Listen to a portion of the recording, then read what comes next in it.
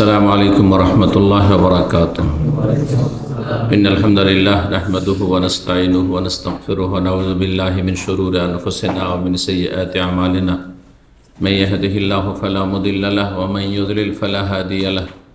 وأشهد أن لا إله إلا الله وحده لا شريك له وأشهد أن محمدا عبده ورسوله صلى الله تعالى عليه وعلى آله وصحبه وسلم تسليما كثيرا. أما بعد، أعوذ بالله من الشيطان الرجيم. لله ملك السماوات والأرض يخلق ما يشاء يهب لمن يشاء إناثا ويهب لمن يشاء الذكور أو يزوجهم ذكرانا وإناثا ويجعل من يشاء عقيما إنه عليم قدير. সম্মানিত ভাতৃমণ্ডলী, আল্লাহ রাব্বুল আলামিনের প্রশংসা এবং প্রিয় নবী সাল্লাল্লাহু আলাইহি ওয়াসাল্লামের উপর সালাত ও সালামের পর আজ 5ই জমাদাল উলা 1446 হিজরি মোতাবেক 7ই নভেম্বর 2024 আমাদের সাপ্তাহিক বিষয়ভিত্তিক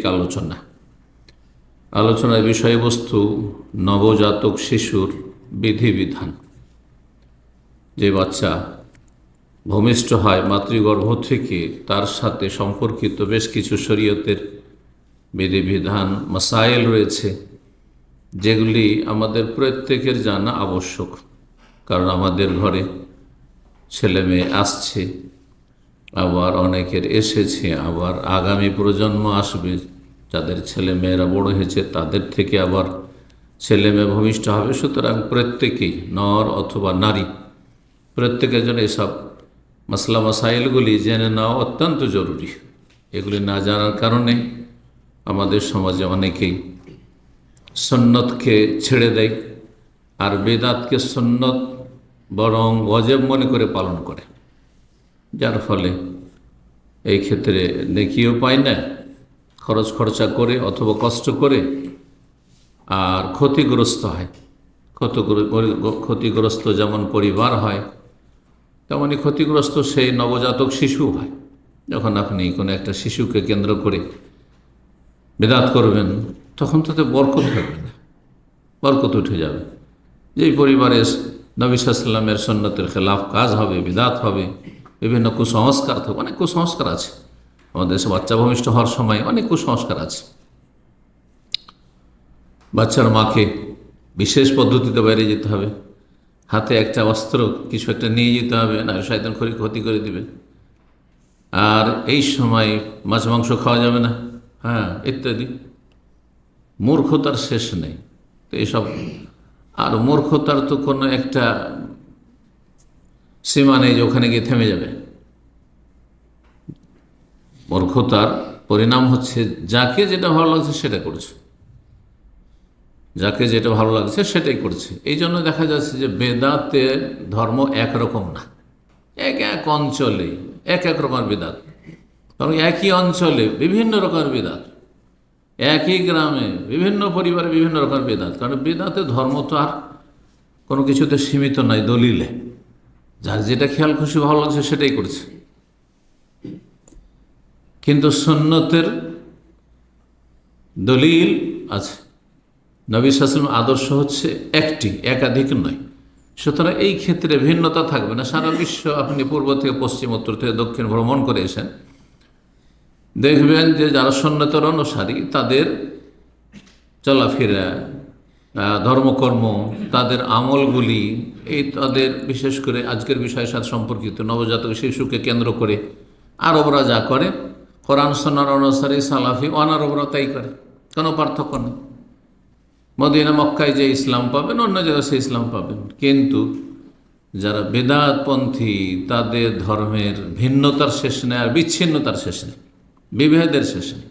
আল্লাহ হেফাজত করুন এইসব বিভেদ থেকে, ফিতনা থেকে।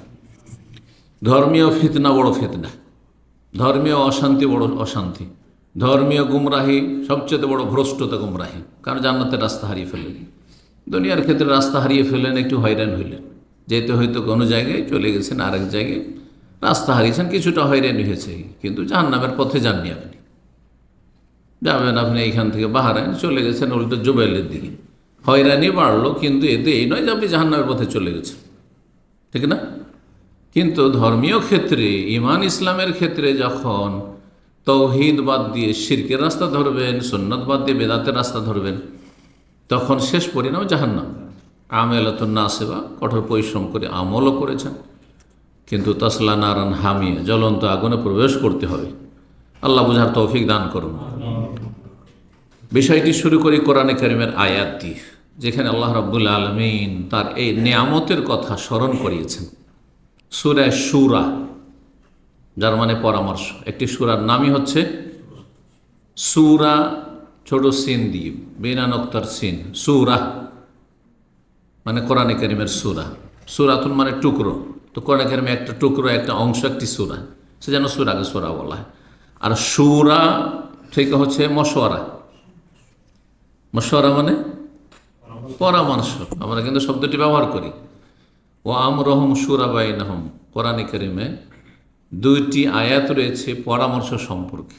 একটি এই সূরায় রয়েছে, আর এই শব্দটি দিয়ে এই সূরার নামকরণ হয়েছে সূরা শুরা।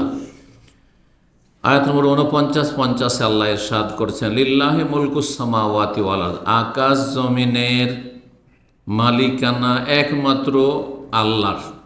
সব কিছুর মালিক সে আকাশে হোক অথবা জমিনে হোক। আকাশে যে কেউ আছে, যা কিছু আছে, আর জমিনে যে কেউ আছে, যা কিছু আছে, সব কিছুর মালিক একমাত্র একক আল্লাহ রাব্বুল আলামিন। তার মালিকানাধীন সমস্ত কিছু। শুধু ফেরেশতাদের মালিক আল্লাহ, জিন মানুষের মালিক আল্লাহ, সমস্ত সৃষ্টি, এসবের প্রাণ আছে, প্রাণহীন, সমস্ত কিছুর মালিক আল্লাহ রাব্বুল আলামিন। সুতরাং আল্লাহর মালিকানায় তার ইচ্ছার বিরুদ্ধে তিনি যদি না চান তো কোনো কিছু সম্ভব না।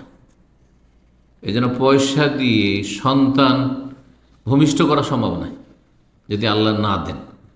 বড় বড় পয়সাওয়ালা, বড় বড় শিক্ষিত, দুনিয়ার উচ্চ শিক্ষায় শিক্ষিত, এমনকি দিনের ক্ষেত্রে বড় বড় আলেম, কিন্তু নিঃসন্তান। অথবা ছেলে মেয়ে আছে অনেকের, অনেক পয়সা। আমি বেশ কিছু মানুষকে জানি যাদের পয়সা কোথায় রাখবে দিশেহারা তারা, কিন্তু তাদের ঘরে যেসব ছেলে মেয়ে জন্মেছে তারা অধিকাংশ প্রতিবন্ধী। আলহামদুলিল্লাহ, আল্লাহ আমাদেরকে সুস্থ রেখেছেন, আমাদের পরিবার ছেলে মেয়ে দিয়েছেন, আল্লাহ সুস্থ ছেলে মেয়ে দিয়েছেন, নিয়ামত। পয়সা দিয়ে কিনে পাওয়া যায় না যে একটা সুস্থ ছেলে মেয়ে পয়সার জোরে আমি নিয়ে নেব, ক্ষমতার জোরে নিয়ে নেব। আপনারা জানেন বড় বড় বড় রাষ্ট্রপতি, তাদের ঘরে প্রতিবন্ধী। বড় বড় বিচারপতি, সুপ্রিম কোর্টের বিচারপতি, তাদের ঘরে প্রতিবন্ধী। বড় আলহামদুলিল্লাহ, আল্লাহ যাদেরকে সুস্থ সবল মানসিক শারীরিক দিক থেকে আর সব কিছুর ওপর ইমানের দিক, ইসলামের দিক থেকে সুস্থ, মানে ইমানদার ছেলে, দিনদার ছেলে, ধার্মিক ছেলে মেয়ে আল্লাহ দান করেছেন, বলুন আলহামদুলিল্লাহ। আর যাদের ছেলেমেয়েরা এখনও নাবালক হয়ে রয়েছে, ছোট হয়ে রয়েছে, দোয়া করেন বেশি বেশি রবের কাছে, এবং সর্বাত্মক চেষ্টা করে দোয়া করতে হবে এবং দাওয়া করতে হবে। দোয়া হচ্ছে রবের কাছে, আর দাওয়াত হচ্ছে নিজের ঘর থেকে, মানে নিজেকে ভালো মানুষ বানানো, নিজের ছেলে মেয়েদেরকে ভালো মানুষ বানাবার জন্য আপ্রাণ চেষ্টা করা। তাহলে দেখবেন যে আপনার যেমন আপনি জমি চয়েস করবেন কৃষিকাজের জন্য, চাষাবাদের জন্য, আর যেমন আপনি বীজ চয়েস করবেন তেমনই না ফসল হবে। দুটো জিনিসই লাগবে। আল্লাহ বলছেন আসমান জমির মালিকানা কার কাছে? লিল্লাহ, আল্লাহর কাছে। সুতরাং ইয়াখলুকু মা ইয়াশা, আল্লাহ যা চান তাই সৃষ্টি করেন, কারো কোনো ক্ষমতা নেই। যা চান আল্লাহ তাই সৃষ্টি করেন। ছেলে শুধু ছেলে, মেয়ে শুধু মেয়ে, দেব না দেব, কারো কোনো ক্ষমতা নেই। প্রতিবন্ধী, অসুস্থ অসুস্থ, জি। ইয়াহাবু লিমান ইয়াশাউ ইনাসা, যাকে চান আল্লাহ শুধু কন্যা সন্তানই দিয়ে থাকেন। মেয়ের পরে মেয়ে, যারা বাচ্চা নেবে না, দুটোর বেশি একটার বেশি নেবে না, এই আশায় যে হয়তো এরপর একটা ছেলে হবে, হয়তো এরপর একটা ছেলে হবে, এই আশায় এসে পাঁচটা মেয়ে হচ্ছে। হায় রে, ছেলে নিয়ে আসতে পারলো না। অসৎ অন্তর, আল্লাহ সেই অন্তর জানছেন, অসৎ অন্তর। তুমি তো দুটোর পরে বাচ্চাই নিতে না, তোমার নিয়তি খারাপ, কিসের বরকত হবে তোমার? ওয়াহাবু লিমান ইয়াশাউ যুকুর, আর যাকে চান আল্লাহ শুধু ছেলে সন্তান দেন। অনেকে আছে শুধু ছেলে সন্তান, কত যে আকাঙ্ক্ষা করেছে যে একটা মেয়ে হইতো, একটা মেয়ে। আমার রাহিমাহুল্লাহ 9 ভাই, আলহামদুলিল্লাহ, আল্লাহ হেফাজতে রাখুন। তো 9 ভাইয়ের আমি বড়। কত যে তার মনে, যেহেতু আমি বাপ মায়ের বড় ছেলে, সুতরাং বাপ মায়ের বড় ছেলে বাপ মা সম্পর্কে বেশি জানে অন্যদের তুলনায়, ঠিক না? কারণ বাপ মায়ের যৌবনকাল থেকে আমি বুঝছি বাড়ির অবস্থা। তো কত যে তার মনে আকাঙ্ক্ষা ছিল, মানে মা খালাদের সাথে যখন গল্প করতো তখন বুঝতে পারতাম। গল্প বলতে বসে বসে শুনতাম ছোটোকালে, সে 8-7 বছর, 8 বছর, 10 বছর বয়সে, হ্যাঁ, বা তারপরেও, যে একটা যদি মেয়ে পেতাম, একটা যদি মেয়ে পেতাম। সুবহানাল্লাহ, আল্লাহ দেননি। যাকে চান আল্লাহ শুধু ছেলে সন্তান দেন। এই জন্য আমার যখন প্রথম, আমি বাবার বড় ছেলে, মায়ের বড় ছেলে, আর আমার প্রথম মেয়ে হইল, কি যে খুশি বাড়িতে, কি যে খুশি। ছেলেতে এতগুলি যে ছেলে হয়েছে, এত খুশি না যত খুশি আমার প্রথম মেয়েতে। কারণ আমার গোটা 9 ভাই, আমার আব্বা আম্মা বাড়িতে, আর একটি মেয়ে শুধু। আর কি যে আদর পায়, মাশাআল্লাহ। জি, সুবহানাল্লাহ। মানুষের এখতিয়ারে কিছু নেই। আল্লাহ যাকে চান যেটা দেব সেটাই হবে, এর বেশি হবে না, এর কম হবে না। অথবা আল্লাহ উভয় প্রকার দেন, ছেলে সন্তানও দেন, মেয়ে সন্তানও দেন, মিক্স করে, যেন আমাদের অনেকের। জি, আলহামদুলিল্লাহ। আপনি এটা ভাবেন না যে আমি ছেলে সন্তানও পেয়েছি, মেয়ে সন্তান পেয়েছি, সেজন্য আমি মনে হয় বেশি ভাগ্যবান। এটা ভাগ্যবান হওয়ার এটা লক্ষণ নয় বা পরিচয় না। শুধু মেয়ে সন্তান সেজন্য আমি হয়তো হতভাগা, না না না, হতে পারে এইটি আপনার সৌভাগ্য। এতে যে বরকত আর শান্তি আছে, আল্লাহ বহু দিক থেকে দিয়েছেন। হয়তো ছেলে সন্তান হইলে আপনার বিপদ, মহাবিপদ হইত, জি, দিনের দুনিয়ার। ওয়াজআলু মান ইয়াশাউ আকিমা, আর যাকে চান আল্লাহ নিঃসন্তান বন্ধ্যা করেন। যাকে চান আল্লাহ রাব্বুল আলামিন নিঃসন্তান করেন, দেবেন না, আল্লাহ দেবেন না। এতেও কল্যাণ আছে। যদি কাউকে আল্লাহ না দেন তো জানবেন এতে কোনো হেকমা, কল্যাণ আছে, যেটা আল্লাহ জানেন, আমি জানি না, আপনি জানি না, আমরা জানি না। সূরার আয়াত নম্বর 49-50 বললাম। তাহলে আল্লাহ রাব্বুল নিয়ামত হচ্ছে ছেলে সন্তান হোক, মেয়ে সন্তান হোক, 2 রকমই হোক, এগুলি হচ্ছে আল্লাহর নিয়ামত। যদি কোনো নিয়ামত আল্লাহ না দেন তাতেও সবর করতে হবে, নিয়ামতের শুকরিয়া আদায় করতে হবে, আলহামদুলিল্লাহ যাদেরকে দিয়েছেন। আর যদি আল্লাহ না দেন তো কি করতে হবে? ধৈর্য ধারণ করতে হবে, সবর। জি, আর দুটোই হচ্ছে গুরুত্বপূর্ণ ইবাদত মুমিন জীবনে। কারণ মানুষের জীবনের 2টো অবস্থা, তৃতীয় কোনো অবস্থা নেই। হয় সুখে আছেন, না হয় দুঃখে আছেন, হয় ভালো অবস্থায় আছেন, না মন্দ অবস্থায় আছেন। মানসিক দিক থেকে হোক, শারীরিক দিক থেকে হোক, পারিবারিক দিক থেকে হোক, আর্থিক দিক থেকে হোক, আর সামাজিক দিক থেকে হোক, নিরাপত্তার দিক থেকে হোক, আর জাতীয় দিক থেকে হোক, রাষ্ট্রীয় দিক থেকে অথবা হোক, যে দিক থেকে হোক না কেন, আপনার কর্মক্ষেত্রে হোক, হয় সুখে আছেন, নয় দুঃখে আছেন, অথবা দুটোর সংমিশ্রণ। অধিকাংশ সময় বা প্রায় মানুষের জীবনে দুটো সংমিশ্রণ। এই নয় যে যারা সুখী মনে করছেন আপনি, আমি হয়তো যতটা দেখছি ততটাতে সুখী দেখছি, কিন্তু ভিতরে এত দুঃখী যে সেই দুঃখগুলো আপনি জানেন না তাদের। মানুষের জীবনটা সুখ আর দুঃখ মিশ্রিত। ইন্নাহু আলিমুন কাদির। সেই জন্য শেষখানে আল্লাহ বলছেন আল্লাহ রব্বুল আলামিন হচ্ছেন সর্বজ্ঞ, সব আল্লাহ জানেন যে কোনটাতে কি আছে, ভালো মন্দ। কাদির, এবং তিনি সর্বশক্তিমান, তিনি একমাত্র সর্বশক্তিমান। কার ক্ষমতা নেই তার ক্ষমতার সামনে, সবাই অক্ষম। জি, লা হাওলা ওয়ালা কুওয়াতা ইল্লা বিল্লাহ। এই জিকিরের উদ্দেশ্য হচ্ছে আর অর্থ হচ্ছে এটি যে আমার আপনার কোনো ক্ষমতা নেই, ক্ষমতা একমাত্র রব্বুল আলামিনের কাছে। তার কাছ থেকে ভালো পন্থায় চেয়ে নিতে হবে। এখন আমরা নবজাতক শিশু সম্পর্কে যখন বিস্তারিত পড়াশোনা করলাম, দেখলাম অনেক মাসাইল রয়েছে।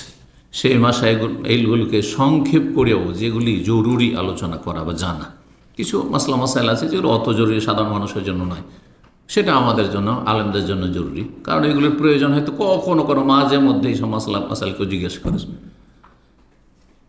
তারপরে দেখলাম যে অনেকগুলি মাসাইল, সে মাসাইলগুলিকে দুই ভাগে ভাগ করেছি। এক হচ্ছে শুধু আকিকা সম্পর্কে, যেটা আগামী ইনশাআল্লাহ সপ্তাহে বা তারপরের সপ্তাহে যে বৃহস্পতিবার থাকবে ইনশাআল্লাহ সেটা আলোচনার বিষয়বস্তু থাকবে, কারণ একদিনে দুটো আলোচনা করা সম্ভব নয়। আকিকাও করবার অন্যান্য বিধিবিধানগুলি মাসাইলগুলি আলোচনা করব, একদিন সম্ভব না, অন্তত 2-2.5 ঘন্টা লাগবে। আর আমাদের আলোচনা বৃহস্পতিবার 1 ঘন্টা। আজকে যে বিষয়গুলি বলবো সেটা আকিকা ছাড়া বাকি যেসব মাসাইল নবজাতক শিশুর সাথে সম্পর্কিত সেগুলি নিয়ে। 1 নম্বর যে বিষয়টি সেটি হচ্ছে বাচ্চা যখন মাতৃগর্ভে এসেছে, যখন কনসেপ্ট করেছে আজকালকার ভাষায়, পজিটিভ হয়েছে, তাই না, গর্ভধারণ করেছে, তখন থেকেই বাচ্চাকে মানুষ শয়তান, জিন শয়তানের অনিষ্ট থেকে সুরক্ষিত করার জন্য, হেফাজতের জন্য আপনি আল্লাহর আশ্রয়ে রাখবেন, মানে আল্লাহর হাওয়ালা করবেন, আল্লাহর কাছে আশ্রয় কামনা করবেন, ইস্তিয়াজা পানা চাইবেন, সুরক্ষিত করবেন। বাচ্চা ভূমিষ্ঠ হওয়ার আগেই, মাতৃগর্ভে আসার সময়, তার আগে, বরং তারও আগে, প্রথম যে বিষয়টি সেটা হচ্ছে তার আগে, মাতৃগর্ভে আসেনি, আসবে, তার ব্যবস্থা চলছে, তার যে উপায় উপকরণ রয়েছে, মাধ্যম রয়েছে, অর্থাৎ সহবাসের সময় আপনি বিনা দোয়া পড়াতে যেই দোয়া আপনার বাচ্চাকে সুরক্ষিত রাখবে, স্বামী স্ত্রীকে সুরক্ষিত রাখবে জিন শয়তান, মানুষ শয়তান অনিষ্ট থেকে, জি, বদনজর থেকে এবং অন্যান্য আরও সব ক্ষতি থেকে, তারপরে শয়তান যে ক্ষতি করে সেসব ক্ষতি থেকে, তার জন্য সহবাসের দোয়া পাঠ। ইবনে আব্বাস রাদিয়াল্লাহু তাআলা আনহুমা থেকে হাদিস বর্ণিত হয়েছে, নবী সাল্লাল্লাহু আলাইহি ওয়াসাল্লাম বলেছেন, সহিহ বুখারীর হাদিস, লাউ আন্না আহাদাকুম ইযা আতা আহলাহু, তোমাদের কোনো ব্যক্তি যখন নিজ পরিবারের কাছে আগমন করবে, মানে সহবাস করবে, তখন বলবে বিসমিল্লাহ। মূলত এখানে বলা হয়েছে যখন সহবাস করবে, তাহলে পুরুষকে এখানে বলা হয়েছে।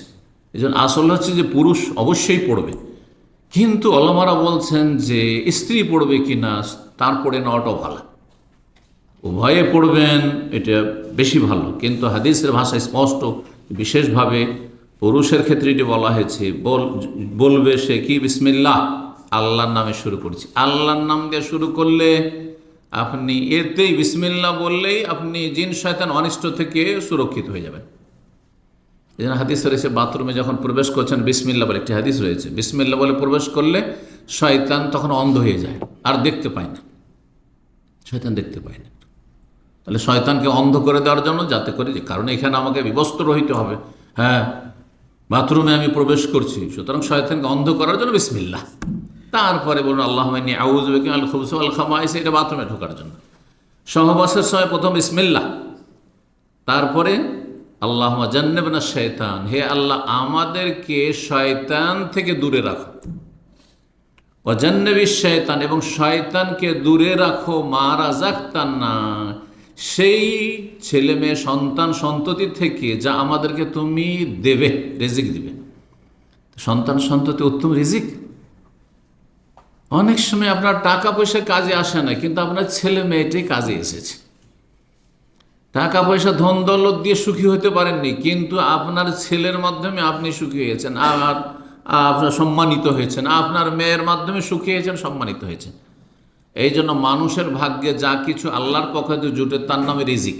কিন্তু আমাদের দেশীয় ভাষা এই আরবি রিজিক শব্দটির অর্থকে সীমিত করে, রিজিক মানে শুধু টাকা পয়সা, রিজিক মানে শুধু ধন দৌলত, না না না, বা প্লেটের ভাত, খাবার দাবার, এইটার নাম রিজিক, না না না, একেবারে সীমিত কথা। আর রিজক মানে আল হাজ ওয়া নসিব, মানুষের নসিবে ভাগ্যে যা কিছু আছে, সুস্থতা আমার রিজিক, আমার এলেম বিদ্যা আমার রিজিক, আমার তাকওয়া পরহেজগারি আমার রিজিক, ঈমান আমার, হ্যাঁ, সবচেয়ে বড় রিজিক। জি, এইভাবে যত নিয়ামত আপনার কাছে আছে, আপনার ভাগ্যে যা কিছু তিন দুনিয়ার ক্ষেত্রে সবই আপনার রিজিক। তো এখানে ছেলে মেয়েকে কী বলা হয়েছে, যা আসবে সেই জন্য আপনি সচেষ্ট, রিজিক।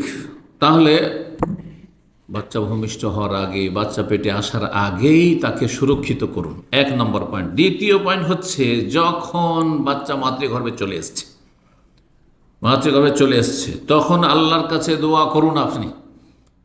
কিসের? ইস্তিআজ, আশ্রয় কামনার, যে আল্লাহ আমি অনিষ্ট থেকে আশ্রয় কামনা করছি, জিন এবং মানুষ শয়তানের অনিষ্ট থেকে, আর আমার বাচ্চাটিকে, আমার মাতৃগর্ভে যা আছে, একজন নারী বলবে, আমার স্ত্রীর গর্ভে যা কিছু আছে, গর্ভধারণ করেছে, আল্লাহ সেটিকে মানুষ শয়তান জিন শয়তান অনিষ্ট থেকে সুরক্ষিত রাখো, আশ্রয়ে রাখো, তুমি তোমার আশ্রয় দিলাম।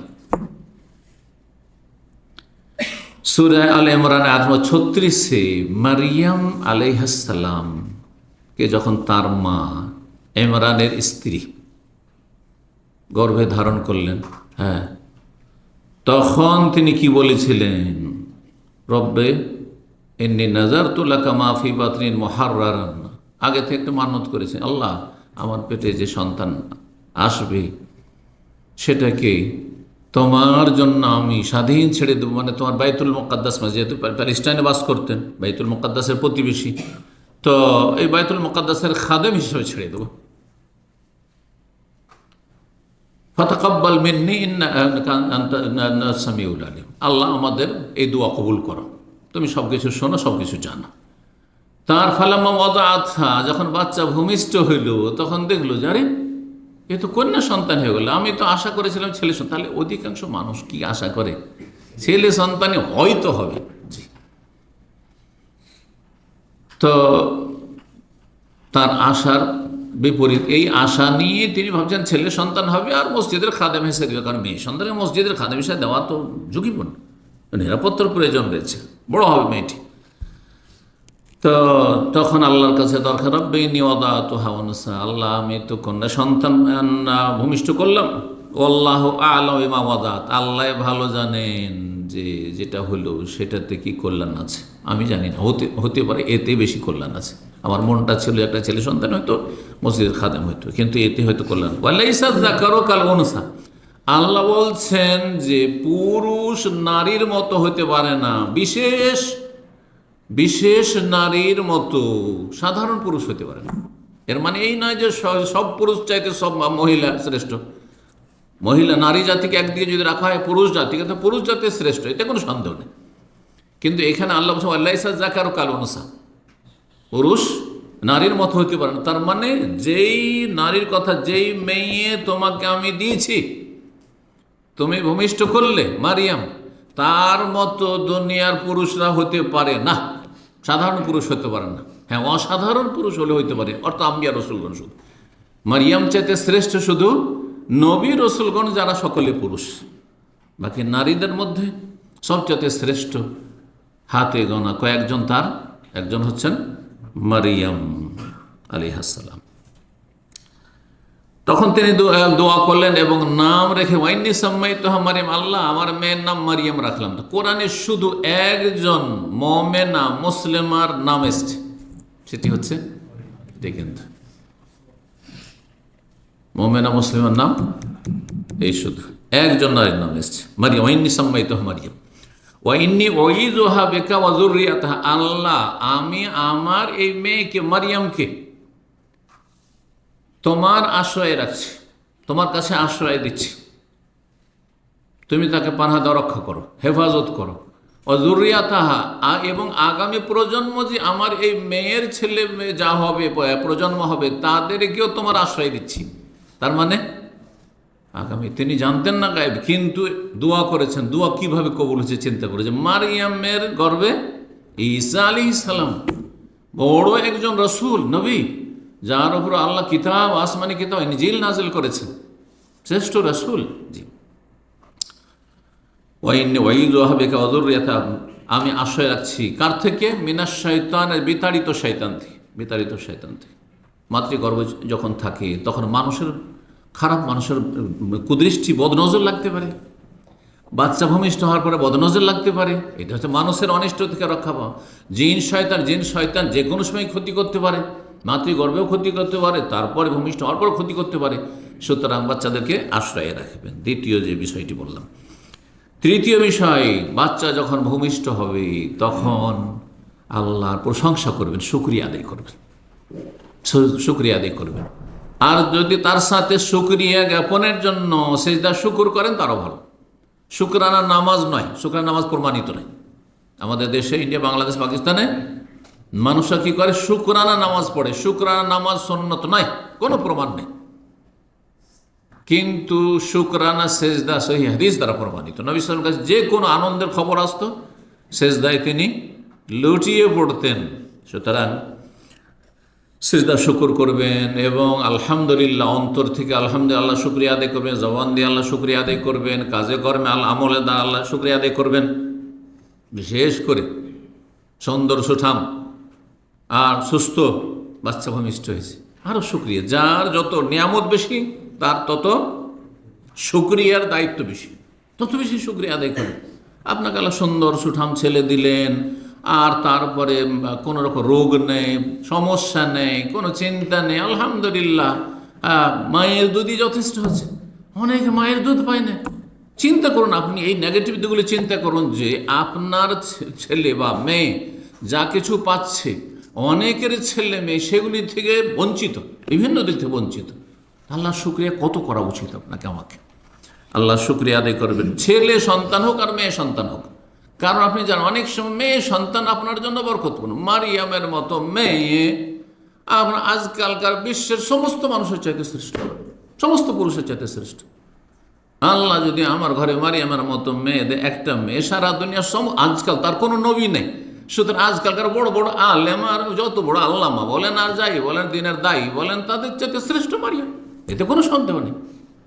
জি, মা আয়েশা রাদিয়াল্লাহু তাআলা আনহা বর্ণিত এ মর্মে, যখন তাদের পরিবারে, তার তো নিজের ছেলে মেয়ে হয়নি, তাই না, কিন্তু তাদের পরিবারে বংশে যখন কোনো নবজাতক শিশু ভূমিষ্ঠ হইত, তখন জিজ্ঞাসা করতেন তিনি, গোলামান ওয়ালা জারিয়া, ছেলে সন্তান না মেয়ে সন্তান? না, এটা জিজ্ঞেস করতেন না। বলছে না, এটা নিয়ে পড়া করতেন না যে ছেলে সন্তান না মেয়ে সন্তান, এটা জিজ্ঞেস করতেন না। কি করতেন? শুধু কেমন বাচ্চা, মানে সুস্থ হয়েছে তো? জি। কারণ অসুস্থ যদি বাচ্চা হয়, প্রতিবন্ধী হয়, তো আপনার পেরেশানির শেষ নেই। কত বড় নিয়ামত আপনার যে আপনার ছেলে প্রতিবন্ধী না, সুস্থ। সুবহানাল্লাহ। এই ছেলের সারা জীবনের জন্য আপনার কত যে কষ্টের কারণ। যাদের ঘরে প্রতিবন্ধী, মাতৃগর্ভতে প্রতিবন্ধী আছে, তারা ভুক্তভোগী। তাদেরকে জিজ্ঞাসা কি কষ্ট করে, 18 বছর, 20 বছর, 25 বছর ছেলে হয়ে যাচ্ছে, মেয়ে হয়ে যাচ্ছে, আর সেই প্রতিবন্ধীকে মায়ের জন্য কত বড় কষ্টের কারণ, কত বড় বোঝা। তারপর মায়ের মায়া ফেলে দিতে পারে না, মেরে দিতে পারে না, কখনো চায় না যে মরে যেত তো ভালো হতো, চায় যে সুস্থ থাক, বেঁচে থাক। আল্লাহু আকবার। এগুলো কি মূল্যায়ন ছেলেরা করেন, মেয়েরা করেন, যে কত কষ্ট করে মা আর বাবা এই বাচ্চাগুলিকে মানুষ করছে। সুবহানাল্লাহ। আল্লাহ যেন আমাদের বোঝার তৌফিক দান করেন। যখন বলা হতো যে হ্যাঁ সুস্থ ছেলে বা সুস্থ মেয়ে, বলতেন তিনি আলহামদুলিল্লাহ রাব্বিল আলামিন। মা আয়েশার আমল তাহলে কি বলতেন? আলহামদুলিল্লাহ। তাহলে আল্লাহর শুকরিয়ার জন্য সূরা ফাতিহার প্রথম আয়াতের চাইতে উত্তম শুকরিয়ার কিছু নেই। আলহামদুলিল্লাহ কার প্রশংসা? যাবতীয় প্রশংসা সেই আল্লাহর, যিনি বিশ্বজাহানের প্রতিপালক, পালনকর্তা, রব্বুল আলামিন। একজন দুইজন নয়, আর একটি জাতির না, শুধু মানব জাতির না, শুধু মুসলিমের নয়, মানুষ আর জিনের নয়, সারা বিশ্বের সমস্ত সৃষ্টির পালনকর্তা তিনি। আল আদাবুল মুফরাদের 534 নম্বর হাদিস, আল্লামা আলবানী হাদিসটিকে হাসান বলেছেন। 4 নম্বর পয়েন্ট, বাচ্চাকে বদনজর থেকে, বাচ্চা ভূমিষ্ঠ হয়ে গেছে, পেটে আছে তখন থেকে শুরু করি, বাচ্চা ভূমিষ্ঠ হয়েছে, ধীরে ধীরে বড় হচ্ছে, আর অনেক সময় দৌড়াদৌড়ি ছোটাছুটি, তারপরে যখন হাঁটাহাঁটি শুরু করলো, বাইরে নিয়ে যাচ্ছেন আপনি, জিন শয়তান আর মানুষ শয়তানের বদনজর লাগতে পারে, কুদৃষ্টি পড়তে পারে, ক্ষয়ক্ষতি হতে পারে। সেই জন্য বিশেষ একটি দোয়া নবী করিম সাল্লাল্লাহু আলাইহি ওয়াসাল্লামের, সেই দোয়াটি পড়বেন। হাসান হোসেন রাদিয়াল্লাহু তাআলা আনহুমাকে আল্লাহর আশ্রয়ে রাখতেন রাসূলুল্লাহ, সেই দোয়াটি পড়ে। এই দোয়া যার মুখস্থ আছে আমল করবেন, মুখস্থ নাই মুখস্থ করবেন এবং আমল করবেন। সহিহ বুখারী হাদিস। ইবনে আব্বাস রাদিয়াল্লাহু তাআলা আনহু বলেন, তিনি বলছেন কানা রাসূল ইউআউযুল হাসান হোসেন, রাসূলুল্লাহ হাসান হোসেনকে আল্লাহর আশ্রয়ে রাখতেন। আল্লাহ তোমার কাছে আশ্রয় রাখলাম। কি বলে, ওয়াইযুকুমা বিকালিমাতিল্লাহি তাম্মা মিন কুল্লি শাইতানি ওয়া হাম্মা ওয়া মিন কুল্লি আইনিল লাম্মা। ওয়াইযুকুমা দ্বিবচনের জন্য, আপনার এক ছেলে ওয়াইযুকা, আরও ছেলে মেয়ে আছে, কয়েক ছেলে মেয়ে আছে, বহু বচন, ওয়াইযুকুম সবার জন্য। তোমাদেরকে আল্লাহর আশ্রয়ে রাখছি, বিকালিমাতিল্লাহি তাম্মা মহান আল্লাহর পূর্ণ বাক্যের ওসিলাই প্রত্যেক শয়তানের অনিষ্ট থেকে, মিন কুল্লি শাইতানি ওয়া হাম্মা এবং প্রত্যেকে বিষধর প্রাণীর অনিষ্ট থেকে, অমিল কুল্লি আইনিল্লাম আর প্রত্যেক কুদৃষ্টি থেকে, বদনজর থেকে। আর তারপরে বলতেন রাসূলুল্লাহ, ইন্না আবাকুমা কানা ইউআউযু বিহিমা ইসমাঈল ওয়া ইসহাক। তোমাদের পিতা ইব্রাহিম খলিলুল্লাহ আলাইহিস সালাম, তিনি ইসমাইল এবং ইসহাক যে দুই ছেলে, এই দুই ছেলেকে আল্লাহর আশ্রয় রাখতেন এই দোয়া পড়ে। যে দোয়াটি পড়ে হাসান হোসেনকে আল্লাহর আশ্রয় রাখতেন, ওয়াইযুকুমা বিকালিমাতিল্লাহি তাম্মা মিন কুল্লি শাইতানি ওয়া হাম্মা ওয়া মিন কুল্লি আইনিল। তাহলে এই দোয়ার ইতিহাস খুব প্রাচীন ইতিহাস, ইব্রাহিম খলিলুল্লাহ আলাইহিস সালামের সুন্নাত, রাসূলুল্লাহ দুই খলিলের সুন্নাত। সুবহানাল্লাহ। জি, সহিহ বুখারী হাদিস। 5 নম্বর বিষয়, সেটি হচ্ছে নবজাতক শিশু যখন মায়ের গর্ভ থেকে ভূমিষ্ঠ হয়ে প্রথম দুনিয়ায় আসবে, যেন প্রথম আল্লাহর নাম তার কানে পৌঁছে, সেই জন্য আজান দেওয়া। এই বিষয়টি নিয়ে দুটো মত রয়েছে। একদল বলছেন আজান একামত দুই রকমই হাদিস জয়ীফ, সুতরাং আমল করে না। যেমন আরব দেশে সাধারণত আজান, হাসপাতালে ভূমিষ্ঠ হচ্ছে, আজানটা যেন সিস্টেম নেই, কারণ এরা মনে করে যে হাদিসটি জয়ীফ। কিন্তু আর একদল ওলামারা বলছেন যে একামতের হাদিস অত্যন্ত দুর্বল, ভিত্তিহীন, সুতরাং একামত নেই। এক কানে আজান আর এক কানে একামত, এইটার উপর আমল করবেন না। কিন্তু আজানের হাদিস হাসান, যেমন আল্লামা আলবানী রাহিমাহুল্লাহ বলেছেন। চলেন বিষয়টি বিস্তারিত আলোচনা করে। ইমাম আলবানী রাহিমাহুল্লাহ বলছেন, কওলু আবু রাফে রাদিয়াল্লাহু তাআলা সাহাবী বর্ণনা করেছেন, রাআইতু রাসূলুল্লাহ সাল্লাল্লাহু আলাইহি ওয়াসাল্লাম, আমি রাসূলুল্লাহ সাল্লাল্লাহু আলাইহি ওয়াসাল্লামকে দেখেছি, আযানা ফি উযুনিল হাসান, হাসান রাদিয়াল্লাহু তাআলা নবী সাল্লাল্লাহু আলাইহি ওয়াসাল্লাম বড় নাতির কানে আজান দিয়েছেন। হিনা ওয়ালাদাতু ফাতেমা, যখন তার কন্যা ফাতেমা ভূমিষ্ঠ করেছিল, মানে ফাতেমার পেট থেকে ভূমিষ্ঠ হয়েছিল। বিসসালাতে, কোন আজান? সেম সালাতের, নামাজের আজান, নামাজের মতো করে আজান দিয়েছেন, কিন্তু কানে আজান দিয়েছেন। এই নয় যে চিৎকার করে গোটা গ্রামের লোককে শোনানো, যেমন এই এক বিদাত আছে আমাদের দেশে, এটাও ঠিক নয়। আবার এক কানে আজান আর এক কানে একামত, এটাও ঠিক না। আর আজান দেব না, যারা জয়ীব বলছে তাদের আমল, তাদের ইজতিহাদ। কিন্তু আমাদের কাছে যেহেতু হাদিসটি হাসান, হাদিসটি মুসনাদ আহমদে রয়েছে, আর ইমাম আলবানী বলছেন যে হাসানুন, ইনশাআল্লাহ হাদিসটি হচ্ছে হাসান, সুন্দর হাদিস এবং আমলযোগ্য হাদিস। মুসনাদ আহমদে রয়েছে, আবু দাউদে রয়েছে, আবু দাউদে 5105 নম্বর হাদিস, তিরমিজিতে হাদিসটি রয়েছে, মুসনাদ হাকিমে রয়েছে, বাইহাকিতে রয়েছে, জি, ইত্যাদি ইত্যাদি। আর বলছেন যে তারপরে তাবরানীতে একটি হাদিস রয়েছে, যেই হাদিসটি জয়ীফ, কিন্তু আমাদের কাছে একটি হাসান হাদিস যথেষ্ট আমল করার জন্য, একটি হাদিস যথেষ্ট। সেই হাদিসটি কি তাবরানীতে, তাতে রয়েছে, আযানা ফি উযুনিল হাসান ওয়াল হুসাইন হিনা ওয়ালিদা ওয়া আমারা বিহি, হাসান হুসেন উভয়ের যখন ভূমিষ্ঠ হয়েছিল তখন তাদের কানে আজান দিয়েছিলেন নবী সাল্লাল্লাহু আলাইহি সাল্লাম, বা আজান দেওয়া হয়েছিল এবং আজান দেওয়ার নির্দেশ দিয়েছেন রাসূলুল্লাহ সাল্লাল্লাহু আলাইহি সাল্লাম। এই হাদিসটি জয়ীফ। এই হাদিসটি সম্পর্কে আল্লামা আলবানী বলছেন, ওয়া হুয়া বিহাযাল লাফজ যায়ীফুন জিদ্দান, এই হাদিসটি অত্যন্ত দুর্বল। হাসান হোসেন দুইজন সম্পর্কে যে হাদিসটি রয়েছে, এতে একজন বর্ণনাকারী রয়েছেন হাম্মাদ বিন শুআইব ইবনে মাইন রাহিমাহুল্লাহ, তাকে জয়ীফ বলেছেন। ইমাম বুখারী মুনকারুল হাদিস বলেছেন, এবং অন্য জায়গায় ইমাম বুখারী আমল বলছেন তারা হাদিস হচ্ছে পরিত্যক্ত, তার হাদিসকে মুহাদ্দিসিন কেরাম ছেড়ে দিয়েছেন। সুতরাং এটি আমরা দলিলে পেশ করব না, জানাবার জন্য শুধু বললাম যে এই হাদিসটি সহিহ নয়, এটা দলিল হিসাবে বললাম না। কিন্তু আমাদের কাছে একটি হাদিস আমলযোগ্য হাসান, সেটি যথেষ্ট। আর একটি হাদিস রয়েছে, তিনি বলছেন জয়ীফ জাল সিরিজের সিলসিলা 321 নম্বর এই কথাটি বলেছেন, যে জয়ীফ হাদিসটি সম্পর্কে। তারপরে বলছেন যে আরেকটি হাদিস রয়েছে, যে হাদিসটি আমলযোগ্য। বলছেন ওয়াকাদুর রাওয়াল হাদিস ইবনে রুওয়ায়াল হাদিস আন ইবনে আব্বাস, আব্দুল্লাহ বিন আব্বাসও আরেকটি হাদিস বর্ণনা করেছেন। হাদিসটি সনদে দুর্বলতা রয়েছে, কিন্তু হালকা দুর্বলতার জন্য সেটি সমর্থক হিসাবে আমি সেটি উল্লেখ করেছি। ওয়ারাজাউ তোহনা কাইয়া ইসলাহা শাহেদান, এবং আশা করি সেটি সমর্থক হাদিস হিসাবে বিবেচিত হবে, আল্লাহ আলম। এর ওয়াউল গালিল 4th খণ্ড 431। জি। আর হাদিস নম্বর 1173 নম্বর এর ওয়াউল গালিল, একটি তার হাদিসের সহিহ জয়ীফ তাখরিজের কিতাব রয়েছে তাতে। 6 নম্বর পয়েন্ট যেটি আলোচনা করব সেটি হচ্ছে বাচ্চা ভূমিষ্ঠ হলে বাচ্চাকে বাপের সাথে সম্পৃক্ত করতে হবে, পশ্চিমাদের মতো মায়ের সাথে না, যে বাপের খোঁজ খবর থাকার না থাক, কিন্তু বাপকে মায়ের সাথে সম্পৃক্ত করা, এটা হচ্ছে ইহুদি নাসারাদের বিদাত, পশ্চিমা বিদাত, গোমরাহি। আর একটি হচ্ছে যে বাচ্চা ভূমিষ্ঠ হইল আর তারপরে হয়তো গরিবের বাড়িতে, সেটা হয়তো কোনো একজন নিঃসন্তান পয়সাওয়ালা ব্যক্তি নিয়ে চলে গেল, হ্যাঁ, পালক পুত্র হিসাবে বা পালক মেয়ে হিসাবে, আর তারপরে কাগজপত্র ডকুমেন্ট সব ওই পয়সাওয়ালা নিজের নামে করে নিল, এইটাও হারাম, এটা হারাম, যাইজ না, এটা চলবে না। দলিল সূরা আহজাবের 8 নম্বর 5, আল্লাহ বলছেন উদউহুম লিআবাইহিম হুয়া আকসাতু ইনদাল্লাহ। প্রত্যেক মানুষকে তার বাবার সাথে সম্পৃক্ত করে ডাকো, অমুকের ছেলে অমুক, মোহাম্মদ বিন আবদুল্লাহ, আবদুল্লাহর ছেলে, সেই জন্য। কথা বোঝা গেছে? এই নয় যে পালক পুত্র নিয়েছে তার সাথে সম্পৃক্ত করে দিলে, তার নামে কাগজপত্র, তার নামে পাসপোর্ট আর ডকুমেন্ট আর সার্টিফিকেট তৈরি করলে হারাম, এটি জায়েজ নয়। বার্থ সার্টিফিকেটে অন্যের নাম দেওয়া জায়েজ নয়, নিজের বাপের নাম দিতে হবে। আজকাল এটা অনেকে করছেন, বলছে পরে জটিলতা হবে, এই হবে।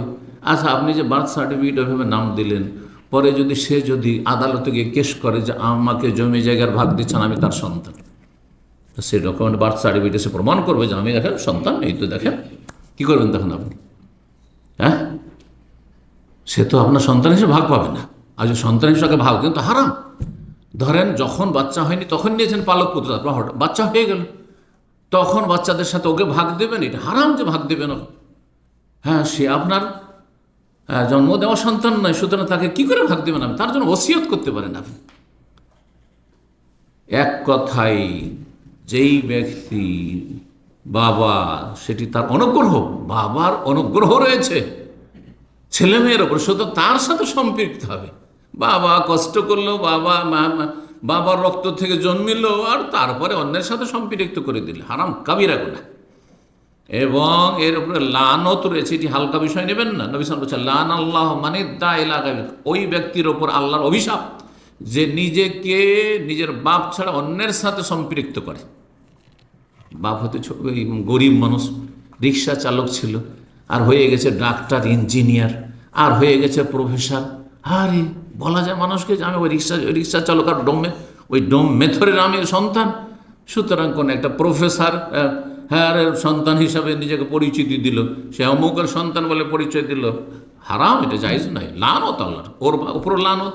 আর যারা এই কাজটি করবে, যারা পালক পুত্র নিল আর নিজের সাথে সম্পৃক্ত, তার উপর লানত। কিন্তু এই হাদিসটি বুঝতে গিয়ে আমাদের দেশের কিছু মৌলভী সাহেবরা, বক্তারা হক বাতিলের গড় মিক্স করে দেয়, বলে শ্বশুরকে বাবা বলা যাবে না, তো ওস্তাদকে বাবা বলা যাবে না, তো শাশুড়িকে মা বলা যাবে না। এগুলো জেহালত, আসলে হাদিসই বুঝে না। তর্জমা করে ফতোয়া দেওয়া আর ফিকহের সাথে ফতোয়া দেওয়া, দুটো তো পার্থক্য রয়েছে। কথা বুঝতে পেরেছেন? যেটা মশলা সেটা বলবেন, কিন্তু শ্রদ্ধার জন্য হ্যাঁ এইরকমই ছেলে মেয়েকে আদর করে মা বলা যাবে না, খালা বলা যাবে না। আস্তাগফিরুল্লাহ, কোথাকার এগুলো ফতোয়া, এগুলো অধুয়াট ফতোয়া, এগুলো মোটেই জায়েজ নয় এইসব ফতোয়া, এটা অযোগ্য ফতোয়া দেওয়ার ক্ষেত্রে। জি, তো 7 নম্বর পয়েন্ট, বাবা মা দোয়া করবে নবজাত শিশুর জন্য, এমনকি ছেলে মেয়ে যেগুলো বড় হয়েছে তাদের জন্য কিসের বরকতে দোয়া করবে। আর এই দোয়াটা শুরু থেকে শুরু হবে, সুতরাং নবজাতকের মাসলা হিসাবে এখানে উল্লেখ করছি। মুআবিয়া ইবনে কুররা রাদিয়াল্লাহু তাআলা বলছেন যে লাম্মা ওয়ালিদ আলী ইয়াস, আমার ছেলে ইয়াসের যখন জন্ম হইল, মুআবিয়ার ছেলে ইয়াস, সেটা আমির মুআবিয়া নয়, অন্য মুআবিয়া, বলছেন দাওয়াত নাফারা মিন আসহাবিন নবী সাল্লাল্লাহু আলাইহি ওয়াসাল্লাম, সাহাবায়ে কেরামদেরকে একদলকে আমি ডাকলাম, দাওয়াত দিলাম, হ্যাঁ খাবারের দাওয়াত। তাহলে দাওয়াত দেওয়ার প্রচলন তখন ছিল, খুশিতে। ফাতাম তো তাদেরকে খাবার খাওয়াইলাম, তখন তারা দোয়া করে দিলেন, তারা সবাই দোয়া দাও। ফকুল তো তখন বললাম, ইন্নাকুম কাদ দাওতুম ফাবারাকাল্লাহু লাকুম ফিমা দাওতুম, তোমরা তো দোয়া করলে, আল্লাহ তোমাদের দোয়াতে বরকত দিক, তোমরা যে জন্য দোয়া করলে। ওয়া ইন্নী আদউ বিদুআইন, এতক্ষণ তো তোমরা দোয়া করলে আমার জন্য, আমার পরিবারের জন্য, আমার ছেলে মেয়ের জন্য, কিন্তু আমি দোয়া করছি আমার এই ছেলের জন্য, তোমরা আমিন বলো। কারণ বাপ মায়ের দোয়া অন্যের দোয়ার চাইতে বেশি গুরুত্বপূর্ণ। ঠিক ওই রকমই যেমন কারো বাবা মা মারা গেছে বা ছেলে মেয়ে মারা গেছে, তারা কান্না করছে, তাদের কান্নাটা হচ্ছে এইখান থেকে অরিজিনাল কান্না, অন্তর থেকে, তাই না? আর যারা দেখতে গিয়েছে যাওয়ার পরে কান্না দেখা দেখি কান্না করছে, এদের কান্নাটা হচ্ছে ধার করা কান্না। বুঝতে পেরেছেন? এ ধার করা দোয়ার ওপর বেদাতি সমাজে আস্থা ভরসা বেশি, যার ফলে কোনো মানুষ মারা গেলে হুজুররাকে ডাকো, মাদ্রাসা ছাত্রদেরকে ডাকো, আর একটু কোরআন দিয়ে পড়ে একটু বসে দিক, আর একটু দোয়া কালাম করে দিক। আরে এগুলো ভাড়াইটে, এই ভাড়াইটে দোয়াতে কি হবে? ভুক্তভোগী দোয়া করবে, এই দোয়াটা কাজে আসবে। বোঝা গেছে? যার ব্যথা আছে তার দোয়ার কোয়ালিটি আলাদা, যার গরজ আছে তার দোয়ার কোয়ালিটি। আমি আমার মা বাবার জন্য দোয়া করব, এতে আমার দুনিয়ার কোনো স্বার্থ থাকবে না। কিন্তু যখন অন্যের জন্য দোয়া করব, তখন সবাইকে আর একরকম, কেউ লোক দেখানো দোয়া করবে, আপনার কাছে কিছু টাকা পয়সা ধার নেবে, আপনি খুব পয়সাওয়ালা মানুষ, গিয়ে আপনার বাপ মাকে একেবারে দোয়া বর্ষিয়ে দিল। কিসের জন্য দোয়ার বর্ষণ করলো? যাতে করে আপনার কাছ থেকে একটু, যেমন আরবদের মধ্যে প্রচলন আছে না, জাযাকাল্লাহ খায়র, রাহিমাল্লাহু ওয়ালিদাইক, কোনো গরজ আছে, আল্লাহ তোমার বাপ মার রহম করুন। আরে এই দোয়া সামনাসামনি দোয়াতে ভেজাল থাকতে পারে, আমি বলছি না যে সবসময় ভেজাল থাকবে, কিন্তু ভেজাল থাকার সম্ভাবনা অনেকটাই বেশি। কিন্তু যে ভুক্তভোগী তার দোয়াতে খুরুসিয়াত আছে। ঠিক তো বলছেন মাওইয়া যে আমি দোয়া করছি, আমেনু, তোমরা আমিন বলো। তাহলে বোঝা গেল কেউ যদি দোয়া করে তাহলে আমিন বলা সুন্নত, কিন্তু একসাথে হাত তুলে দোয়া করে এটি সুন্নত নেই। যেমন আমার আলোচনা শেষে বলছি আল্লাহ আপনাদের রুজিতে বরকত দান করুন, বলছেন আমিন, ঠিক আছে, তাহলে এই হাদিসের দলিল। কিন্তু হাদিসে কথা নেই যে সেই জন্য সম্মিলিত মোনাজাত শুরু হয়ে গেল, আর মাওইয়া তার ছেলের জন্য দোয়া করছেন, আয়াসের জন্য, আর সাহাবীরা সবাই আমিন আমিন বলছেন, এমনটা আছে? তাহলে সম্মিলিত মোনাজাত নেই, এটা মাহফিলের শেষেও নেই, আর খাওয়া দাওয়া কারো দাওয়াত খাওয়ার পরেও নেই, আর ওই ফরজ নামাজের পরেও নেই, আর সুন্নতের পরে নেই যে আমরা সুন্নত পড়লাম এখন সবাই মিলে সম্মিলিত মোনাজাত করি, না না না, এটা নেই। আর এই বিশ্ব ইজতেমা করলাম কাকরাইলের টুঙ্গিতে, আর সুতরাং তার এখন সম্মিলিত মোনাজাত, আর গোটা দেশ থেকে মানুষ ছুটে আসছে, নেতা থেকে নিয়ে একবার মেথর পর্যন্ত, না না, সব বিদআত এগুলো, সব গুমরাহি এগুলো। বুঝতে পারছেন? কিন্তু আপনি আপনার দোয়া করবেন, আমি আমার দোয়া করব, বা কোনো সময় দোয়া করছি আর সাথে লোকেরা আছে, আমি দোয়া করছি, আপনারা আমিন বললেন, আপনারা দোয়া করছেন কোনো একটি দোয়া, আল্লাহ যেন আমাকে সুস্থ করে দেন, আমিন। জি। তো সাহাবাই কেরামগণকে আমিন বলতে পারলে কালাফা দাওয়াতুল্লাহ বিদুআইন কাসীরিন ফি দীনিহি ওয়া আকলিহি। বলছেন মাওইয়া যে আমার ছেলে ইয়াসের জন্য তার দিনের ক্ষেত্রে, তার বিবেক বুদ্ধির ক্ষেত্রে, তার শরীর স্বাস্থ্যের ক্ষেত্রে, ওয়াকাজা, বিভিন্ন রকম দোয়া, অনেকগুলি আমি দোয়া করলাম। এবং সাহাবাই কেরামগণ সবাই কি করলেন, আমরা যে দাওয়াতে এসেছিলেন তারা জিয়াফতে সবাই আমিন বললেন। কালাফাইন তার এই সহিহুল আদাবুল মুফরাদ, আদাব মুফরাদ, ইমাম বুখারী রাহিমাহুল্লাহর একটি কিতাবের নাম হচ্ছে আদাব মুফরাদ হাদিস সহিহ। 8 নম্বর পয়েন্ট, সেটি হচ্ছে বাচ্চা ভূমিষ্ঠ হওয়ার সাথে সাথে তাহনিক করা। আরবিতে তাহনিক, তাহনিক কাকে বলা হয়? তাহনিক মানে খেজুর, কোন একজন নেক মানুষ, পরহেজগার মানুষ চিবিয়ে কি করবেন? বাচ্চার মুখে দিয়ে দিবেন। এই তাহনিক করা নবী সাল্লাল্লাহু আলাইহি ওয়াসাল্লাম এটি করেছেন। এখন এটি শুধু নবী সাল্লাল্লাহু আলাইহি ওয়াসাল্লামের সাথে খাস না, অন্যদেরকে দিয়ে করাতে পারবেন? অন্যদেরকে দিয়ে করালে অন্য লোক দিয়ে করাবেন, নাকি নবী সাল্লাল্লাহু আলাইহি ওয়াসাল্লামের পরে বাবা মাই করবে? এগুলি ইখতিলাফি বিষয়। আসেন এই বিষয়টি আমরা বিস্তারিত শোনাই, কারণ এই বিষয়ে অনেকেই ভুল বুঝে থাকেন আর নিজে অযোগ্য মনে করে যান ওই হুজুরের কাছে, ওই মসজিদের ইমাম সাহেবের কাছে, আর মসজিদের ইমাম সাহেব পান খেয়ে খেয়ে মুখে জর্দা, আর জর্দাতে তোর মুখের ভিতর বিষাক্ত হয়ে আছে, আর তাকে যদি খেজুর চিবাতে দেন, আর চিবার পরে যদি আপনার বাচ্চার পেটে যায়, তাহলে তো বাচ্চার জন্য মহা বিপদ হয়ে যাবে। হবে না? হবে না?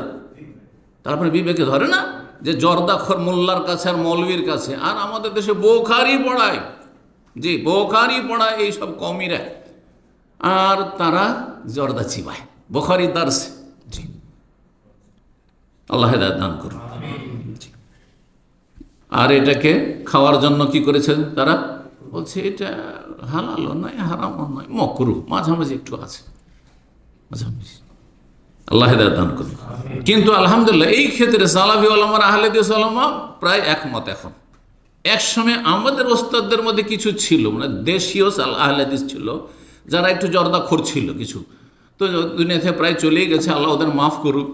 ওদের মধ্যে একটু গাফিলতি ছিল, শিথিলতা, মানে পারিপার্শ্বিক অবস্থার কারণে, মানে দেওবন্দি আর বেরলবিদের পাশাপাশি বাস করে ওদের হুজুরদের মতো খানিকটা ছিল, পুরোপুরি ছিল না, খানিকটা ছিল। অনেকে খেত, অনেকে হারাম বলতো, দুই রকমই ছিল। কিন্তু আলহামদুলিল্লাহ এই মদিনা ইউনিভার্সিটির বরকতে আর সৌদি আরবের লেখাপড়ার বরকতে স্পষ্ট হয়ে গেছে। আর সালাফি ওলামারা প্রায় বিশ্বে এখন সবাই একমত যে জর্দা, তামাক জাতীয় যতগুলি প্রোডাক্ট আছে সব হচ্ছে হারাম, কারণ সবগুলি খাবাইস, নোংরা। হ্যাঁ, সুতরাং খাবাইসকে আল্লাহ হারাম করেছেন, এটা কোরআন দ্বারা স্পষ্ট।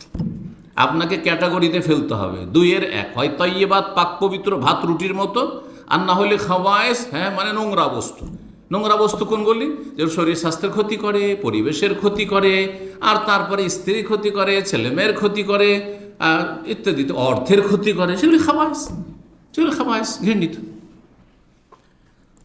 এই জন্য একজন বেনামাজিকেও যদি বলেন যে মসজিদের ভিতরে বসে তোকে বিড়ি খেতে হবে, বলছে মরে যাবো, খেতে পারবো না, মেরে ফেলে দিলেও খেতে পারবো না, ঠিক না? তার মানে ও ভালো করে জানছে যে এটা মসজিদে খাবার জিনিস নয়, মসজিদে ভাত রুটি। ওকে যদি বলেন চলো এক প্লেট ভাত নিয়ে বসি মসজিদে খাবো, খাবে না? সবাই খাবে, আপনারাও খাবেন। কিন্তু যদি বলা হয় যে তো একটা সিগারেট খেতে হবে, না না না, আমি নামাজ পড়ি না তাই বলে আমি মসজিদে গিয়ে আমি সিগারেট খাবো, জাহান্নামে যাবো? হ্যাঁ, কথা বুঝতে পেরেছেন? কিন্তু যদি বললেন যে তোকে 50টা রিয়াল দেবো, তোকে বাথরুমে গিয়ে সিগারেট খেতে হবে, বিড়ি খেতে হবে, বলছে ফ্রি খেয়ে দেবো, পয়সাও লাগবে না, কারণ আমাদের পায়খানায় ক্লিয়ার হয় না। হ্যাঁ, কষ্টকাঠিন্য থাকে যতক্ষণ বিড়ি গিয়ে বাথরুমে না খাবো। বুঝতে পারছেন না? যারা বিড়িখোর তাদের অবস্থা কিন্তু এটাই, ছোটো থেকে শুনেছি তাদের কাছ থেকে বা তাদের আশেপাশে যারা বসবাস করে তাদের কাছ থেকে, যে এদের কষ্টকাঠিন্যের রোগ দূর হয় কিসে? একটা বিড়ি ধরাবে আর তারপরে তখন গিয়ে বাথরুমে বসবে, তাহলে তাদের কষ্টকাঠিন্য দূর হয়। আল্লাহ হেদায়েত দান করুন। এটাও আল্লাহর আযাব, আখিরাতের আযাবের আগে দুনিয়ার আযাব, যে কষ্টকাঠিন্যের আযাব। আর কষ্টকাঠিন্য দূর করার জন্য এই নোংরা বস্তুকে নোংরা জায়গায় গিয়ে খেতে হয়। জি, তো তাহনিক করানো, এই মর্মে সহিহ মুসলিম হাদিস রয়েছে। মা আয়েশা রাদিয়াল্লাহু তাআলা বলছেন যে কানা রাসূলুল্লাহ সাল্লাল্লাহু আলাইহি ওয়াসাল্লাম ইউতা বিসবিয়ান, নবী সাল্লাল্লাহু আলাইহি ওয়াসাল্লামের কাছে কচি কাঁচা যারা শিশু, মানে নবজাতক শিশু, তাদেরকে নিয়ে আসা হইতো।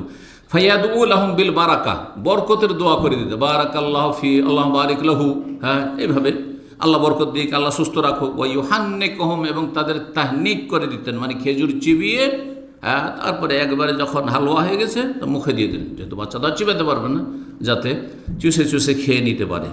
সহিহ মুসলিমের হাদিস। এখন এই তাহানিকের বিষয়ে আরও কয়েকটি পয়েন্ট আলোচনা করব। 9 নম্বর, তাহানিকটা করবে কে? সেটা শুধু রাসূলুল্লাহ সাল্লাল্লাহু আলাইহি ওয়াসাল্লাম, এখন রসুল নেই, সুতরাং তাহানিকের বিধান নেই। একদল উলামা এটাই বলছেন, জি, এবং শক্তিশালী মত এটি। আর এই মর্যাদা শুধু নবী সাল্লাল্লাহু আলাইহি ওয়াসাল্লামের, এত বড় মর্যাদা যে নবী সাল্লাল্লাহু আলাইহি ওয়াসাল্লামের থুথুতে বরকত ছিল। আমার থুথুতে কিসের বরকত আছে? আর বাবা মায়ের থুথুতে কিসের বরকত আছে? সোজা কথা। কিন্তু বেদাতি হুজুর হইলে এই আমার থুথুতে কি বরকত আছে কথা বলবে? আসো তোমাদেরকে তাবাররুক বন্টন করি, বলবে না? জি, এটি পার্থক্য কোরআন সুন্নাহর আলেম, সালাফি আলেম, আহলে হাদিস আলেমদের মাঝে আর বেদাতি সমাজের আলেমদের মাঝে পার্থক্য।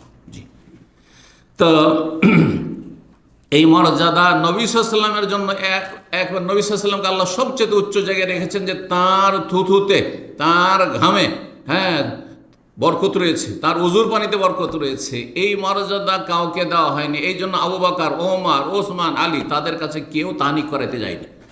যে সাহাবীদের বাড়িতে বাচ্চা ভূমিষ্ঠ হয়েছে, চলো গিয়ে আবু বকর, খলিফা আবু বকরের কাছে গিয়ে ওই হ্যাঁ খেজুর চিবিয়ে আমার বাচ্চার মুখে দিই, করেছেন? যদি করতেন তাহলে আপনারাও করতেন। জি, আশা করি বিষয়টি বুঝছেন।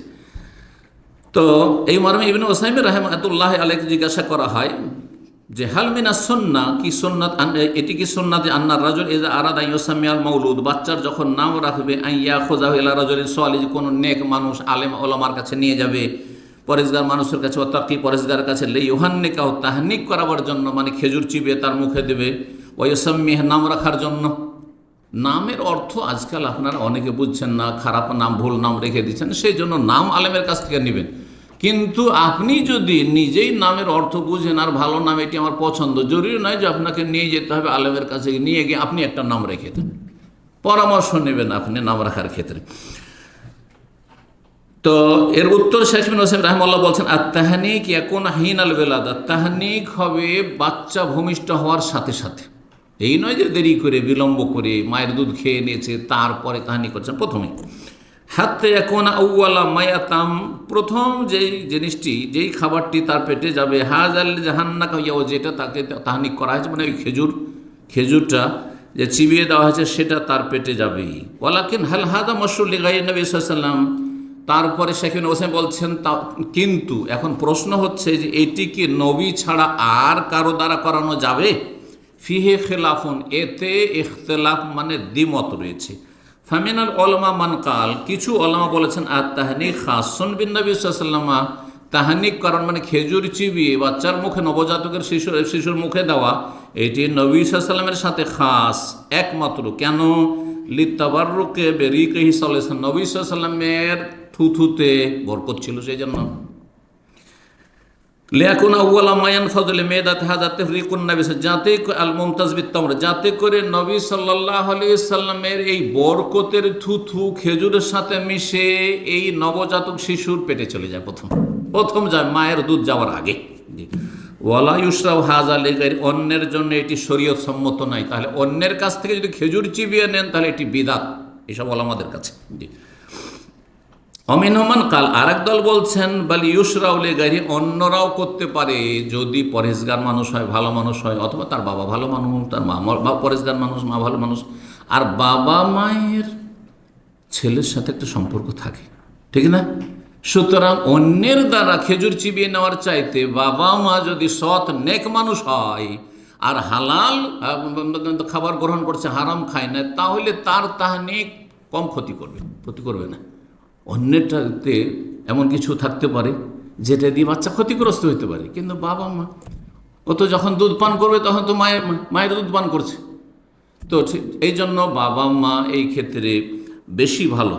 লিয়ান্নাল মকসুদ আইয়াত আমার, যারা বলছেন যে অন্যরাকে দিয়ে আপনি করতে পারবেন এই তাহানিকের কাজ, মানে খেজুর চিবিয়ে দেওয়া, কেন? উদ্দেশ্য হচ্ছে খেজুর যেন প্রথম পেটে যায়, মিষ্টি জাতীয় জিনিস যেন নবজাতক শিশুর পেটে প্রথম যায়। ফামান হান্নাকা মৌলুদান হিনা বিলাতে ফালাহারাজার, সুতরাং কেউ যদি আজকেও যখন নবী সাল্লাল্লাহু আলাইহি ওয়াসাল্লাম আমাদের মাঝে নেই, অন্য কারো কোনো নেক ব্যক্তি দ্বারা যদি তাহানিক করিয়ে নেয়, মানে খেজুর চিবিয়ে নেই, তো জায়েজ, শেখ বিন ওসাইমিন বলছেন। ওমাল্লাম ইউহান্নেকার, কেউ যদি খেজুর চিবিয়ে না দেয় বাচ্চাকে, ফালাহারাজ আলে, তাতেও কোনো অসুবিধা নেই। নূরুন আলা দারবের ফতোয়া 14তম খণ্ড বা 2য় খণ্ড 14 পৃষ্ঠা। জি, কিন্তু আল্লামা শেখ আব্দুল মোহসিন আল আব্বাদ হাফেজাহুল্লাহ তাআলা মসজিদে নববীর তিনি দীর্ঘ সময়ের শিক্ষক, বুখারী থেকে শুরু করে একবারে সুনান ইবনে মাজাহ, কুতুব সিত্তা, 6টি হাদিসের কিতাব মসজিদে নববীর তিনি পড়িয়েছেন এই প্রায় 30-40 বছরের ভিতরে। আর আমি যখন মদিনা ইউনিভার্সিটির ছাত্র ছিলাম তখন মসজিদে নববীতে বুখারী তার শেষ হওয়ার পরে মুসলিমের দার্স চলতো, মুসলিমের দার্সে তার বসতাম, তো মসজিদে নববীরও তার ছাত্র আমি। তার আগে মদিনা ইউনিভার্সিটির হাদিস বিভাগে, হাদিস ফ্যাকাল্টিতে তিনি প্রফেসর ছিলেন আকীদার। তার কাছে 2 বছর ক্লাস হয়েছে, এইরকম সামনে ক্লাসে বসে আমি আকীদা পড়েছি।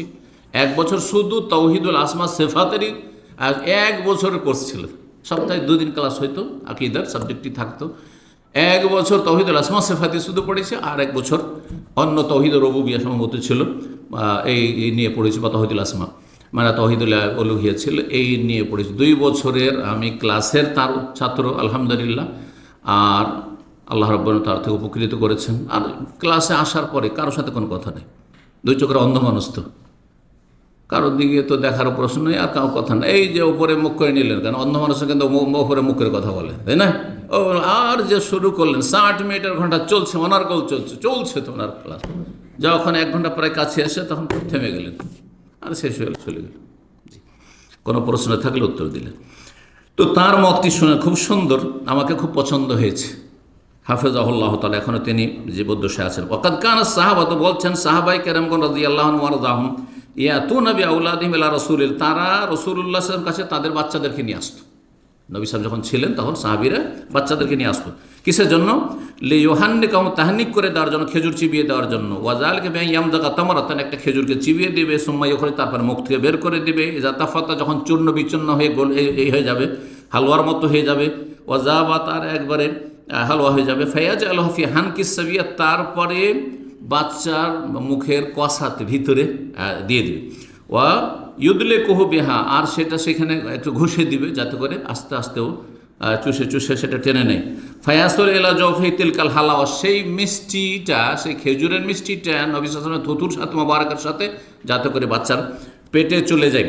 ওয়াতাকুনু হাযিহি তামরা মিম্মা মাসসাহু জাসাদুর রাসূল সাল্লাল্লাহু আলাইহি ওয়াসাল্লাম, আর এই খেজুরটি রাসূলুল্লাহ সাল্লাল্লাহু আলাইহি ওয়াসাল্লামের মোবারক দেহ স্পর্শ করে এসেছে, অর্থাৎ মোবারক জবান স্পর্শ করে এসেছে। মিম্মা ইখতালাত বিলুআবি সাল্লাল্লাহু, নবী সাল্লাল্লাহু আলাইহি ওয়াসাল্লামের লালার সাথে মিশ্রিত হয়েছে। ওয়াকানু ইয়াতাবাররাকুনা বিলুআবি, আর সাহাবায়ে কেরাম নবী সাল্লাল্লাহু আলাইহি ওয়াসাল্লামের লালা দ্বারাও তাবারুক হাসিল করতেন, এটি নবীর মর্যাদা শুধু। ওয়াবে তাহনিকিহি লিসসিবিয়ান, এবং খেজুর চিবিয়ে দেওয়ার মাধ্যমে তাবারুক হাসিল করতেন। ওয়াতাবাররাকুনা বিশারি, নবী সাল্লাল্লাহু আলাইহি ওয়াসাল্লামের পশম ও লোম এক একটি থাকলে সেটা পানিতে রেখে সেই পানিটা পান করলে শেফা হইতো, রোগ ভালো হয়ে যেত। ওয়াতাবাররাকুনা ফিফাদলি ওযুহি, উজুর পানি, উজু করার পরে যেটুকু বাঁচলো বা ঝরে পড়লো সেগুলো থেকে নবী সাল্লাল্লাহু আলাইহি ওয়াসাল্লামের উজুর পানি থেকে তাবারুক নিতেন। ওয়াতাবাররাকুনা বিবুসাকিহি নবী ওয়া মুখাতিহি, নবী সাল্লাল্লাহু আলাইহি ওয়াসাল্লামের থুথু, এমনকি সর্দি, কাশ, এগুলি থেকেও বরকত হাসিল করতেন সাহাবায়ে কেরামগণ। কিন্তু শোনেন, বলছে লাকিন হাযা খাসুন বিহি আলাইহিস সালাতু ওয়াস সালাম, এটি নবী সাল্লাল্লাহু আলাইহি ওয়াসাল্লামের সাথে খাস, অন্য কারোর জন্য এই মর্যাদা নেই। ফালা ইউযহাব ইলা আহাদিন, সুতরাং কারো কাছে যাওয়া যাবে না। লিইউহান্নিকা মিন আজালি তাবাররুক, যে নিয়ে যায় আর যাই শাইখের কাছে যায়, হুজুরের কাছে যাই, মসজিদের ইমাম সাহেবের কাছে যায়, আর একটু তাবারুক হাসিল করে নিছি, খেজুরটা চিবিয়ে দিবে আর নিয়ে এসে আমার বাচ্চার মুখে দেবো, এই তাবাররুক অন্য কারো অধিকার নয়। ইন্নামার রাজুল ইউহান্নিক ওয়ালাদাহু, খুব বেশি যদি করেন তাহলে বাবা তার ছেলেকে খেজুর চিবিয়ে দেবে। ওয়াল মারআতু, অথবা মা তুহান্নিক ওয়ালাদাহা, তার বাচ্চাকে খেজুর বাপ অথবা মা করে দেবে, যেটা বললাম যে তাতে ক্ষতির দিক কম থাকবে। ওয়ালাকিন লা ইয়াযহাবু ইলা আহাদিন মিন আজালি তাহসিল বারাকাত, অন্য কারো কাছে বরকত হাসিলের জন্য যাবেন না। কেন? লিআন্না হাযা খাসুন বিরাসূলিল্লাহ, এটি রাসূলুল্লাহর সাথে খাস। ওয়ালিআন্নাহু লাম ইয়াকুনু বা'দা যালিকা ইয়াযহাবুনা ইলা আবি বকরিন ওয়া উমর ওয়া উসমান ওয়া আলী, এবং সাহাবায়ে কেরাম রাসূলুল্লাহ সাল্লাল্লাহু আলাইহি ওয়াসাল্লামের ইন্তেকালের পরে আবু বকর কাছে যেতেন না, উমর কাছে যেতেন না, উসমানের কাছে যেতেন না, আলীর কাছে যেতেন না। ওয়া হুম খায়রুন নাস বা'দা রাসূলিল্লাহ, অথচ তারা সবচেয়ে শ্রেষ্ঠ মানুষ এই উম্মতের রাসূলুল্লাহ সাল্লাল্লাহু আলাইহি ওয়াসাল্লাম ইন্তেকালের পরে। ফাদাল্লাহ সানিউস সাহাবাত রাদিয়াল্লাহু, সুতরাং সাহাবায়ে কেরামদের এই আমল স্পষ্ট প্রমাণ করে আলা আন্না হাযা ইয়াখুসসুহু, যে এটি নবী সাল্লাল্লাহু আলাইহি ওয়াসাল্লামের বিশেষ মর্যাদা, অন্য কেউ এতে শরীক নেই। কারা তাহলে বেশি সম্মান করে রসুলকে? কারা সম্মান করে? একদল যারা তাদের হুজুররা মনে করে যে ওরাও নবীর মতো বরকত দিতে পারে চিবিয়ে, আর এক দল বলছেন না, এই মর্যাদা একমাত্র মুহাম্মদুর রাসূলুল্লাহ সাল্লাল্লাহু আলাইহি ওয়াসাল্লামের, আর কারো মর্যাদা নেই। কে বেশি সম্মান দিল? যারা শুধু রসুলকে এই উচ্চ মর্যাদায় রাখলো, আর তারা হচ্ছে সালাফি আরুল হাদিস, ভালো করে শুনে রাখেন। বাকি সমস্তরা মনে করে যে আমাদের হুজুরেরা ওই রকমই তাবারুকের মালিক, বা তা বরকত তাদেরও এসব থুথুতে রয়েছে অথবা চিবানোতে রয়েছে। তো তারপরে শাইখ ইবনে বাজ রাহিমাহুল্লাহকে জিজ্ঞাসা করা হলে, এই সম্পর্কে যখন জিজ্ঞাসা করা হয় যে যদি কারো কাছে তাহানিক করার জন্য নিয়ে যাওয়া হয়, ফামান আযালিকা, তিনি নিষেধ করেছেন।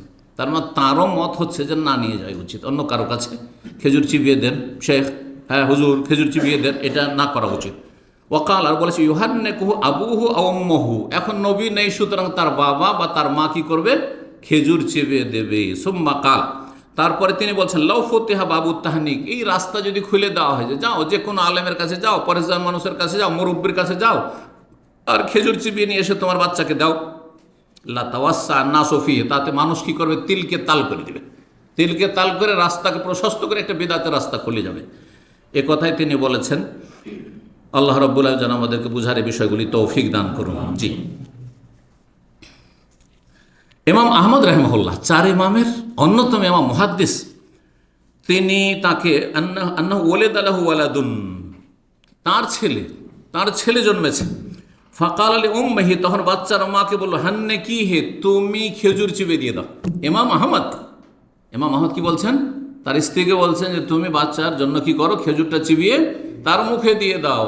একথা বললেন চলো এটা কোনো ভালো আলেমের কাছে নিয়ে যায়, ভালো ইমামের কাছে, তিনি বড় ইমাম, তিনিও করছেন না, বলেন ঠিক আছে তুমি করে দাও এটি। তার মানে করলে বাপ মা করবে, অন্যের কাছে যাবে না। তোহফাতুল মওদুদ বিআহকামিল মওলুদ খুব গুরুত্বপূর্ণ একটি কিতাব রয়েছে আল্লামা ইমাম ইবনুল কাইয়িম রাহিমাহুল্লাহর 66 পৃষ্ঠায় এই কথাগুলি রয়েছে। 10 নম্বর যে পয়েন্টটি আলোচনা করব সেটা হচ্ছে তাহনিকের সময়কালটা, যদিও কথা প্রসঙ্গে বলে ফেলেছি, সেটাতে বিলম্ব করে নয় যে আপনি 1 সপ্তাহের বাচ্চা হয়ে গেছে 7 দিনের অথবা 10 দিনের বা 1 মাস 2 মাস 3 মাস পরে নিয়ে আসছেন আর বলছে একটু তাহনিক করি, একটা খেজুর চিবিয়ে দিই। অনেকে কিন্তু এরকম করেন, খেয়াল করেননি আর তারপরে পরে করছেন না। সুন্নত হচ্ছে ইবনে উসাইম রাহিমাহুল্লাহ বলছেন যে তাহনিক হবে, আর তাহনিক এখন হিনাল ওয়েলাদা, বাচ্চা যখন ভূমিষ্ঠ হয়েছে, সদ্য ভূমিষ্ঠ বাচ্চা, তখনই খেজুর চিবিয়ে মুখে দিয়ে হাত্তা এখন আউয়ালা মায়াতাম হাযাল্লাযী হান্নাকাহু ইয়াহু, প্রথম ওই মিষ্টি খেজুর তার পেটে যাবে বা মুখে যাবে, এটাই হচ্ছে সহি। 11 নম্বর বিষয়, তাহনিক কি দিয়ে করতে হবে? খেজুর আবশ্যক না খেজুরের অন্য কিছু বিকল্প আছে? খেজুরটাই হচ্ছে সুন্নাত।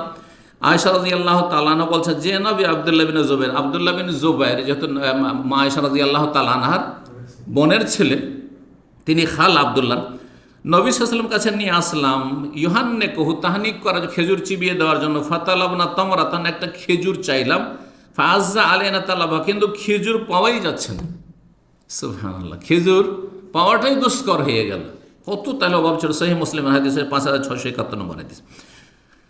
সুতরাং খেজুর না পেলে কি করবে? খেজুর না পেলে সবচেয়ে উপকারী মিষ্টি জাতীয় কি হইতে পারে? মধু। মাশাআল্লাহ। তো এই মর্মে বলছে ইমাম আহমদ রাহিমাহুল্লাহকে জিজ্ঞাসা করা হয় যে খেজুর যদি লব্ধ না হয় তো কি করবে? ইউল আসলা সাত ইউলাদু, যখন বাচ্চা ভূমিষ্ঠ হয়েছে তখনই একটু মধু তাকে চুষিয়ে দেবে, মধু তাকে চুষিয়ে দেবে। এ কথাই আল মুগনি হাম্বলি মযহাবের ফিকহের কিতাব, অনেকগুলি খণ্ডে রয়েছে, 2য় খণ্ড 497 পৃষ্ঠা।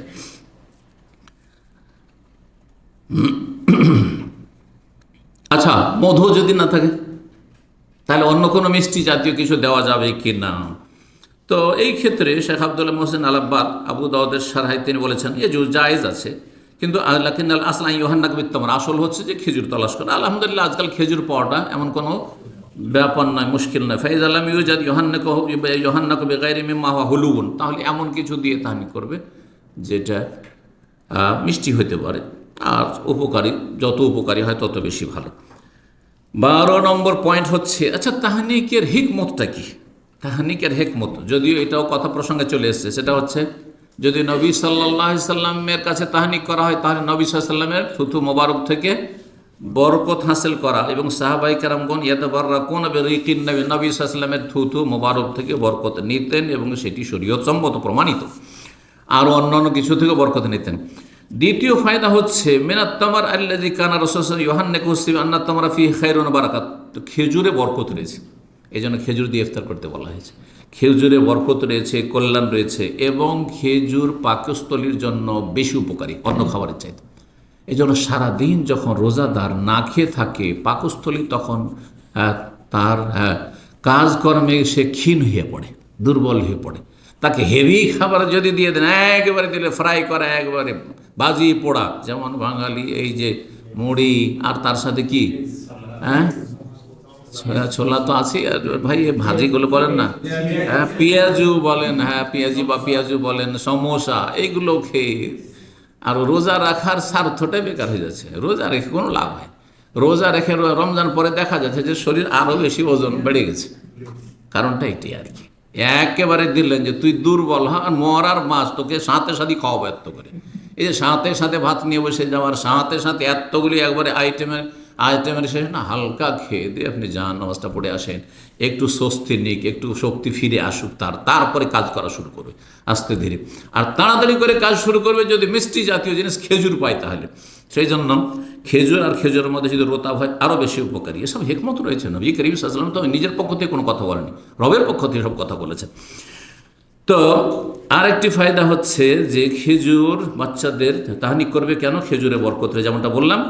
আর শাইখুল হোসেন রাহমাতুল্লাহ বিষয় ফাইদা কানা আউয়ালা ইয়াসিলা মেদা মিনাত তামর, খেজুর যখন পাকস্থলীতে পৌঁছিবে কানা যালিকা খাইরাল মেদা, পাকস্থলীর জন্য সেটা উপকারী হবে, বেশি উপকারী হবে মায়ের দুধের তুলনায়, কারণ মায়ের দুধ ভারী, হ্যাঁ গরুপাক, সুতরাং সেটার আগে আপনি খেজুর দেন, সেটা বেশি উপকারী হবে। রিয়াজুস সালেহিনের ভাষ্যে তিনি বিষয়টি আলোচনা করেন। 13 নম্বর বিষয় হচ্ছে বাচ্চার নাম রাখা, বাচ্চার নাম রাখার বিষয়।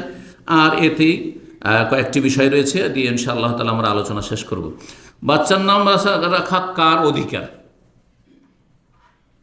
বাপের অধিকার না মায়ের অধিকার না দাদার অধিকার না নানা নানির অধিকার? কার অধিকার? আমাদের দেশে কিন্তু সবাই আপন জায়গাতে মনে করেন, হ্যাঁ দাদা দাদি মনে করে যে আমি নাম রাখবো, আরে তোরাকে মানুষ করেছি আর তোরা নাম রাখবি আমাদের সামনে, আমরা বেঁচে আছি? হ্যাঁ, আসলে ভুল, আসলে এগুলো জিনিস বুঝছেন না। অধিকারের বিষয় যখন আসবে তো বাচ্চা ওই রকমই মা বাবায় ঝগড়া। আজকাল তো মায়ের দাপট বেশি, বাড়িতে হুকুমত রাজত্ব কার চলছে? মহিলার রাজত্ব চলছে। আপনি বেচারা শুধু মাল সামান এনে দেন আর ও পাকশাক করবে আর বাড়িতেও নেতৃত্ব দেবে, ব্যাস, ঠিক না? সব হুকুম চলছে তার। আর ছেলে মেয়েরাও যেহেতু মামুখী খানিকটা, সুতরাং ওখানে গিয়ে কোন ঠাসা আপনি। তো আসলে এগুলো নয়। আসলে যদি ইখতিলাফ হয়, আপনার স্ত্রী বলছে আমি এই নাম রাখবো আর আপনি বলছেন এই নাম রাখবো, তাহলে আপনার কথা বলবৎ থাকবে, আপনার স্ত্রীর কথা বলবৎ থাকবে, যতক্ষণ একটা সমঝোতায় না আসবেন। হ্যাঁ, সমঝোতা আসলে ঠিক আছে, চলো একটা কোরা করছি, লটারি করে নিচ্ছি, তোমারটা আসুক আর আমারটা আসুক, অসুবিধা নেই। জি, তো ইমাম ইবনুল কাইয়িম রাহিমাহুল্লাহ বলছেন যে হাযা মিম্মা লা নিযা ফি বাইনান নাস, এতে কোনো দ্বিমত নাই ওলামাদের, আন্নাল আবাওয়াইনে ইযা তানাজা, প্রথম কথা বাপের হক, তাসমিয়াতুল মাউলুদ হাক্কুল লিল আব, বাপের হক হচ্ছে বাচ্চার নাম রাখা। কিন্তু বাপ মায়ের যদি ঝগড়া দ্বন্দ্ব হয় বাচ্চার নাম রাখার ক্ষেত্রে, ফাহিয়া লিল আব, তাহলে এই ক্ষমতা কার? এই অধিকার বাবার অধিকার। এবং হাদিসগুলি প্রমাণ করে যে সম্বোধন করা আছে সেখানে বাপকে নাম রাখার জন্য। তোহফাতুল মওদুদে ইমাম ইবনুল কাইয়িম রাহিমাহুল্লাহ আলোচনা করেছেন। আরেকটি বিষয় এখানে বলো, সেটা হচ্ছে বাপ মা ছাড়া অন্য কেউ যদি নাম রাখে তো জায়েজ কিনা। ধরেন বাপ মা আছে কিন্তু বাপ মা একটিও নাম রাখলো না, যেমন আমাদের সমাজে ও দাদা যাদের বেঁচে আছে, দাদা দাদি, আমার মাই নাম রাখে, আমার বাবাই নাম রাখে, তাই না? বা আমার নানাই নাম রাখে, কারণ উনি যোগ্য মানুষ ছিলেন, আমার নানি নাম রাখে, জায়েজ আছে, জায়েজ আছে, কোনো অসুবিধা নেই, যদি কোনো আপত্তি না থাকে বাপ মায়ের, তো কোনো অসুবিধা নেই। আবু মুসা আশারী রাদিয়াল্লাহু তাআলা আনহু থেকে হাদিস, দলিল সহিহ বুখারীতে রয়েছে। ওলেদ আলী গোলামান, আবু মুসা বলছেন আমার একটা বাচ্চা ভূমিষ্ঠ হইল, ফাতাইতু বিহিন নবী, নবী সাল্লাল্লাহু আলাইহি ওয়াসাল্লামের কাছে নিয়ে আসলাম, ফাসাম্মাহু ইব্রাহিম, নবী সাল্লাল্লাহু আলাইহি ওয়াসাল্লাম এই কথা বললেন না যে তোমার অধিকার তুমি নাম রাখো, নিজেই নাম রেখে দিলেন, তাহলে জায়েজ। আমার কাছে একটা বাচ্চা নিয়ে আসলেন আর আপনি আমাকে শ্রদ্ধা করেন, যদি আমি বলি যে এই নামটা রেখে দেন, খুব ভালো, জায়েজ আছে, আমি কোনো না জায়েজ কথা বললাম না। তবে আপনার চয়েস, যদি মনে করেন যে এর চেয়ে ভালো নাম আমার কাছে রয়েছে, অথবা এরকম অন্য একটা নাম আমাদের রাখার ইচ্ছা রয়েছে, কোনো অসুবিধা নেই। ইব্রাহিম নাম রাখলেন, ফাহান্নাকা হবে তোমার, তারপরে খেজুরের তাহনিক করে দিলেন এবং বরকতের দোয়া করলেন, আর তারপর বাচ্চাটা আমার কোলে তুলে দিলেন, সেই বুখারী হাদিস। নাম রাখার সময়কাল কখন, কোন দিন রাখবেন? কোন দিন রাখবেন? সপ্তম দিনে। ও, একটি হাদিস শুধু জানা আছে এই মর্মে, শোনেন, একটি দলিল রয়েছে প্রথম দিন, বাচ্চা যেদিন ভূমিষ্ঠ হয়েছে সেই দিনে, সুতরাং জায়েজ, যে দিন বাচ্চা জন্মেছে সেই দিনই যদি নাম রেখে দেন। আবু মুসা আশারী রাদিয়াল্লাহু তাআলা বলছেন যে ওলেদ আলী গোলাম, বাচ্চা আমার জন্ম হইল, যেই দিন জন্ম হয়েছে ওই আগের হাদিসটি, নবী সাল্লাল্লাহু আলাইহি ওয়াসাল্লাম কাছে আসলাম, ইব্রাহিম নামে রেখে দিলেন, তাহলে যেদিন ভূমিষ্ঠ হয়েছে সেই দিনেই নবী এই কথা বললেন যে সপ্তম দিন যে হবে ওই দিন তুমি ইব্রাহিম নাম রেখে দিও, বললেন কি? তাহলে বোঝা গেল যে নাম রাখা যায়। সহিহ বুখারীর হাদিস 5467 নম্বর। তৃতীয় দিনে নাম রাখা, এরও দলিল রয়েছে। ইমাম খাল্লাল রাহিমাহুল্লাহ বর্ণনা করছেন যে আনাস রাদিয়াল্লাহু তাআলা থেকে বর্ণিত হয়েছে, আন্নাহু ইউসাম্মিলি সালাসা, তিনি তৃতীয় দিনে বাচ্চাদের নাম, আনাসের অনেক ছেলে মেয়ে ছিল, তার বাচ্চাদের নাম রাখতেন কোন দিনে? 3 দিনের বাচ্চা যখন হয়তো তখন নাম রেখে দিতেন। কিন্তু সামরা রাদিয়াল্লাহু তাআলা, সামরা বিন জুফা, ইউসাম্মি ইয়াউমুস সাবিত, সপ্তম দিনে নাম রাখতেন। তাহলে সাহাবায়ে কেরামরা বিভিন্ন আমল করতেন, কেউ প্রথম দিনে নাম রেখে দেন, যেমন নবী সাল্লাল্লাহু আলাইহি ওয়াসাল্লাম প্রথম দিন নাম রেখে দিলেন, কেউ তৃতীয় দিনে নাম রাখতেন। আনাস রাদিয়াল্লাহু তাআলা সামরা বিন জুনদুব, তিনি সপ্তম দিনে নাম রাখতেন। তোহফাতুল মওদুদে ইমাম ইবনুল কাইয়িম আলোচনা করেছে 167 পৃষ্ঠায়। তৃতীয় আমল হচ্ছে সপ্তম দিনের। সামরা রাদিয়াল্লাহু তাআলা বর্ণিত, তিনি বলছেন প্রসিদ্ধ হাদিস আকিকার ক্ষেত্রে, রাসূলুল্লাহ বলেন আল গোলাম মুরতাহানুন বিআকিকাতিহি, একজন বালক বা ছেলে মেয়ে, জাতক শিশু বাধা থাকবে কিসের সাথে? দায়বদ্ধ থাকবে আকিকার সাথে। তুজবাহু আনহু ইয়াউম, সপ্তম দিনে যেন জবাই করা হয় আকিকা, ওয়া ইউসাম্মা, আর সপ্তম দিনে যেন নাম রাখা হয়, ইউহলাকু রাসু, আর মাথা মুন্ডন যেন করা হয়। মুসনাদ আহমদে হাদিসটি রয়েছে, আল্লামা আলবানী হাদিসটিকে সহিহ বলেছেন। সর্বশেষ 14 নম্বর পয়েন্ট, আর সেটা দিয়ে শেষ করে, সেটা হচ্ছে নাম কি ধরনের রাখবেন আর কোন নামগুলি বেশি উত্তম। আর তারপরে উত্তমের পরে সব জায়েজ, যদি সেই নামে কোনো খারাপ দিক না থাকে, না জায়েজ অবৈধতার কোনো দিক না থাকে, আপত্তি না থাকে, তাহলে জায়েজ। তো যেই নামগুলি বেশি প্রিয় আল্লাহ রব্বুর কাছে, রাসূলুল্লাহ সাল্লাল্লাহু আলাইহি ওয়াসাল্লাম বলেছেন আহাব্বুল আসমা ইলাল্লাহি আব্দুল্লাহ আব্দুর রহমান, সবচেয়ে প্রিয় নাম আল্লাহর কাছে আব্দুল্লাহ এবং আব্দুর রহমান। আব্দুল্লাহ আব্দুর রহমান বলতে শুধু আব্দুল্লাহ আব্দুর রহমান নয়, এটা এবং এর মতো আল্লাহর গোলামি যেসব নামগুলিতে প্রকাশ পায়, আব্দুল খালেক, হ্যাঁ আব্দুর রাজ্জাক, হ্যাঁ আব্দুল জব্বার, অমুক, আর উবুদিয়াতের সাথে যদি আনুগত্য প্রকাশ পায় তবুও জায়েজ আছে, সমস্যা নেই। জি। মহিবুর রহমান, ধরেন আমাদের দেশের নাম রহমানকে যিনি ভালোবাসেন, রহমানকে যিনি ভালোবাসেন তিনি তার বান্দা, আর বললাম না হলে কেন ভালোবাসেন, তো অসুবিধা নেই, সেই নামগুলো ভালো নাম। ওয়াসদাক, আর সবচেয়ে সত্য নাম নবী সাল্লাল্লাহু আলাইহি ওয়াসাল্লাম বলছেন হারেস এবং হাম্মাম, কারণ প্রত্যেক ব্যক্তি কিন্তু আমরা ক্ষেত খামার করছি। ক্ষেত খামার মানে শুধু মাঠঘাটের ক্ষেত খামার না, আখেরাতের ক্ষেত খামার করছি। আখেরাতের জন্য আমরা কি করছি? আমাদের কর্মক্ষেত্রে কাজ করছি, আমরা আমল করছি। হারেস আর হাম্মাম মানে সবাই কিন্তু আমরা চিন্তায় আছি, আমাদের একটা চিন্তা আছে যে আমাকে জান্নাতে নিতে হবে, জাহান্নাম থেকে বাঁচতে হবে। সো এই নামগুলিতে বাস্তবতা আছে। তারপরে যারা দুনিয়াদার, ধরেন আখেরাতের জন্য কাজ করেন না, তারা দুনিয়ার জন্য ক্ষেত খামার করছে, দুনিয়ার জন্য ধাই ধাই করে ছোটাছুটি করছে, রাত দিন সমান করে দিচ্ছে। তারপরে আপনার দুনিয়ার টেনশন মাথায় নিয়ে আছে, পয়সার পয়সা, নেতৃত্ব, ক্ষমতা ইত্যাদি। জি, সুতরাং এই নামগুলি বাস্তবমুখী নাম। আর সবচেয়ে ঘৃণিত নাম হচ্ছে হার্ব এবং মুর্রা। হার্ব মানে যুদ্ধ, এর নাম থেকে যুদ্ধের গন্ধ আসছে, তাই না? মুর্রা মানে তিক্ত। এখন নাম এই মুর্রা, আগের যুগে নাম রাখতো এরকম, কারণ নাম রাখবেন যে তিতে, বাংলায় যদি বলে তিতে কারণ নাম রাখবে, টক রাখবে, ঝাল আছে। এত আমাদের দেশে ঝন্টু মন্টু পন্টু আছে, কিন্তু তিতা ঝাল আর এইসব নাই, লোনা, এইসব নাম কিন্তু কেউ রাখে না, না হিন্দু রাখে না সমাজে রাখে। মানুষের তাহলে বিবেক কিছুটা আছে। জি, এগুলো আমার পছন্দ করে না, আল্লাহুল মুফরাদ। আর একটি হাদিস রয়েছে আল্লাহ আলবানী সহিহুল জামির 162 নম্বর, আহাব্বুল আসমা ইলাল্লাহ আব্দুল্লাহ আব্দুর রহমান আর হারেস। তারপরে আরও হাদিস রয়েছে, আল্লাহ আলবানী একটি হাদিস বর্ণনা করেছেন, হচ্ছে আহাব্বুল আসমা ইলাল্লাহ মা উব্বেদা হোম্মেদা, আল্লাহর কাছে প্রিয় নাম যেটাতে আল্লাহর গোলামি প্রকাশ পায়, আল্লাহর প্রশংসা গুণগান প্রকাশ পায়। কিন্তু হাদিসটি সম্পর্কে আল্লাহ আলবানী বলছেন যে সনদের দিক থেকে ভিত্তিহীন। এই হাদিস অনেকে বর্ণনা করে, কিন্তু হাদিস সহিহ নয়। সিলসিলা যায়িফা প্রথম খণ্ড 595 পৃষ্ঠা। এইগুলো থেকে আমরা জানতে পারলাম যে নাম রাখার ক্ষেত্রে এমন নাম রাখবেন যেগুলিতে আল্লাহর উবুদিয়াত মানে গোলামি প্রকাশ পায়, আল্লাহর গোলামি প্রকাশ পায়। যে কোনো নামের সাথে, 99টি নামের যে কোনো নামের সাথে আপনি লাগিয়ে দেন, দিয়ে রাখলে আপনি আব্দুল্লাহ আব্দুর, জরুরি নয় যে আব্দুল্লাহ আব্দুর রহমানই হইতে হবে, এইরকম আব্দুর রাহিম, হ্যাঁ আরও যেসব নাম রয়েছে সেসব রাখেন। এরপরে যে নামগুলি পছন্দনীয় নাম সেগুলি হচ্ছে আম্বিয়া রসুলগণ নাম, আর তাসমিয়া বে আসমাইল আম্বিয়া, নবীদের নাম, জাকারিয়া, ইয়াহিয়া, ঈসা, মূসা, ইব্রাহিম, আদম, যে নূহ, এসব হুদ, সালেহ। জি। তারপরে সাহাবায়ে কেরামদের নাম, তারপরে স্তর হচ্ছে সাহাবায়ে কেরামদের নাম কেউ যদি রাখে, ওমর, হ্যাঁ, আর এইরকমই যেসব সাহাবায়ে কেরামদের নাম হচ্ছে ওসমান, হ্যাঁ, আলী, আরও সব নাম। জি।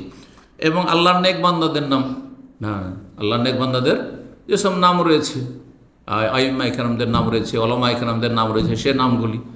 আমার ছেলে যখন ওবায়দুল্লাহ জন্ম হয়, সেই বছরে ইন্তেকাল করেছিলেন ভারতের বা ভারত উপমহাদেশের সবচেয়ে বড় মুহাদ্দিস তখনকার যুগে, শেখুল হাদিস আল্লামা ওবায়দুল্লাহ রহমানী মোবারকপুরি, যিনি মিশকাতের আরবি ভাষ্য লিখেছেন মিরআতুল মাফাতি বলে, আলেমারা জানে। তখন চিন্তা করলাম যে এত বড় আলেম, এবং আমার যে জামিয়া শরীফে বানারসের সার্টিফিকেট, যেটা আলেমিয়াতে যে সার্টিফিকেটটা মদিনা অ্যাডমিশন হয়েছে, তাতে তিনি প্রেসিডেন্ট, তার সাইন আছে। কিন্তু অনেক বৃদ্ধ হয়ে গেছিলেন, প্রায় 90-95 বছর বয়স ছিল। একবার গিয়ে তার বাড়িতে গিয়ে দেখা করে এসেছি। তো রাহিমাহুল্লাহ তাআলা, তার পোতা মানে তার ছেলের ঘরের নাতি আমার ক্লাসমেট ছিল, আজহার আব্দুর রহমান, তার বাবা মাদানী, আবার সে আজহারু মাদানী, তার বাবা আব্দুর রহমান মাদানী, মাওলানা আব্দুর রহমান, আর এখন অসুস্থ নিয়ে আল্লাহ শেফা দান করেন। আর এই ওবায়দুল্লাহ রহমানী মোবারকপুরি রাহমাহুল্লাহ তাআলা, তো তার ইন্তেকালের সময় আমি নাম রাখি। যে বছরে আমার আব্দুল আজিজ জন্ম হলো সেই বছর শেখ ইবনে বাজ আব্দুল আজিজ বিন বাজ রাহমাহুল্লাহ ইন্তেকাল করে, তখন আমি চিন্তা করলাম একজন আলেমের নাম, এই নামটা আমার পছন্দনীয় রাখি। তো এই সেন্সগুলো নিয়ে আমার নাম রেখেছি। তারপর বড় বড় আইম্মা কেরামদের নাম মোহাম্মদ রয়েছে। ইমাম বুখারীর নাম হচ্ছে মোহাম্মদ, ইমাম ইবনুল কাইমের নাম হচ্ছে মোহাম্মদ, বহু আইম্মা কেরামদের নাম মোহাম্মদ রয়েছে। আর নবী সাল্লাল্লাহু আলাইহি ওয়াসাল্লামের নাম সবার আগে মোহাম্মদ সাল্লাল্লাহু আলাইহি ওয়াসাল্লাম। তো সাহাবা ইকরামদের নাম রাখা ভালো, ওলামা ইকরামদের নাম রাখা ভালো। কেউ যদি কাসেম নাম রাখে সেটাও নবী সাল্লাল্লাহু আলাইহি ওয়াসাল্লামের পক্ষ থেকে অনুমতি দেওয়া হয়েছে, বলা হয়েছে তাসাম্মাউ বিসমি, আমার নামে নাম রাখো কিন্তু আমার কুনিয়ত রাখিও না, এটা জীবদ্দশাই। কিন্তু নবী সাল্লাল্লাহু ইন্তেকালের পরে কারো নাম যদি আবুল কাসেমও রাখা হয় সেটাও জায়েজ রয়েছে, বা কারো ছেলের নাম কাসেম রাখলো আর তাকে আবুল কাসেম, কাসেমের আব্বা বলে ডাকছে, সেটাও জায়েজ। এখানেই এই লম্বা আলোচনা শেষ করলাম। জাযাকুমুল্লাহ খাইরান। আল্লাহ যেন কবুল করেন, এবং যাদের ছেলে মেয়ে আছে আল্লাহ যেন তাদেরকে নেক হায়াত দান করেন, যাদের ছেলে মেয়ে হয়নি হবে আল্লাহ তাদেরকে নেক সন্তান সন্ততি দান করেন, এবং সার্বিক জীবনে আল্লাহ বরকত দান করেন। আল্লাহ আপনাদেরকে সুখে রাখেন। আল্লাহ রাব্বুল আলামিন সমস্ত অনিষ্ট বালা মুসিবত থেকে আমাদেরকে, আমাদের পরিবার পরিজন প্রিয়জন আপনজন মুসলিম ভাই বোন সবাইকে আল্লাহ যেন হেফাজতে রাখেন। ওয়া জাযাকুমুল্লাহু খাইরান ওয়া সাল্লাল্লাহু আলা নবিয়িনা মুহাম্মদ ওয়া আলা আলিহি ওয়া সাহবিহি আজমাইন।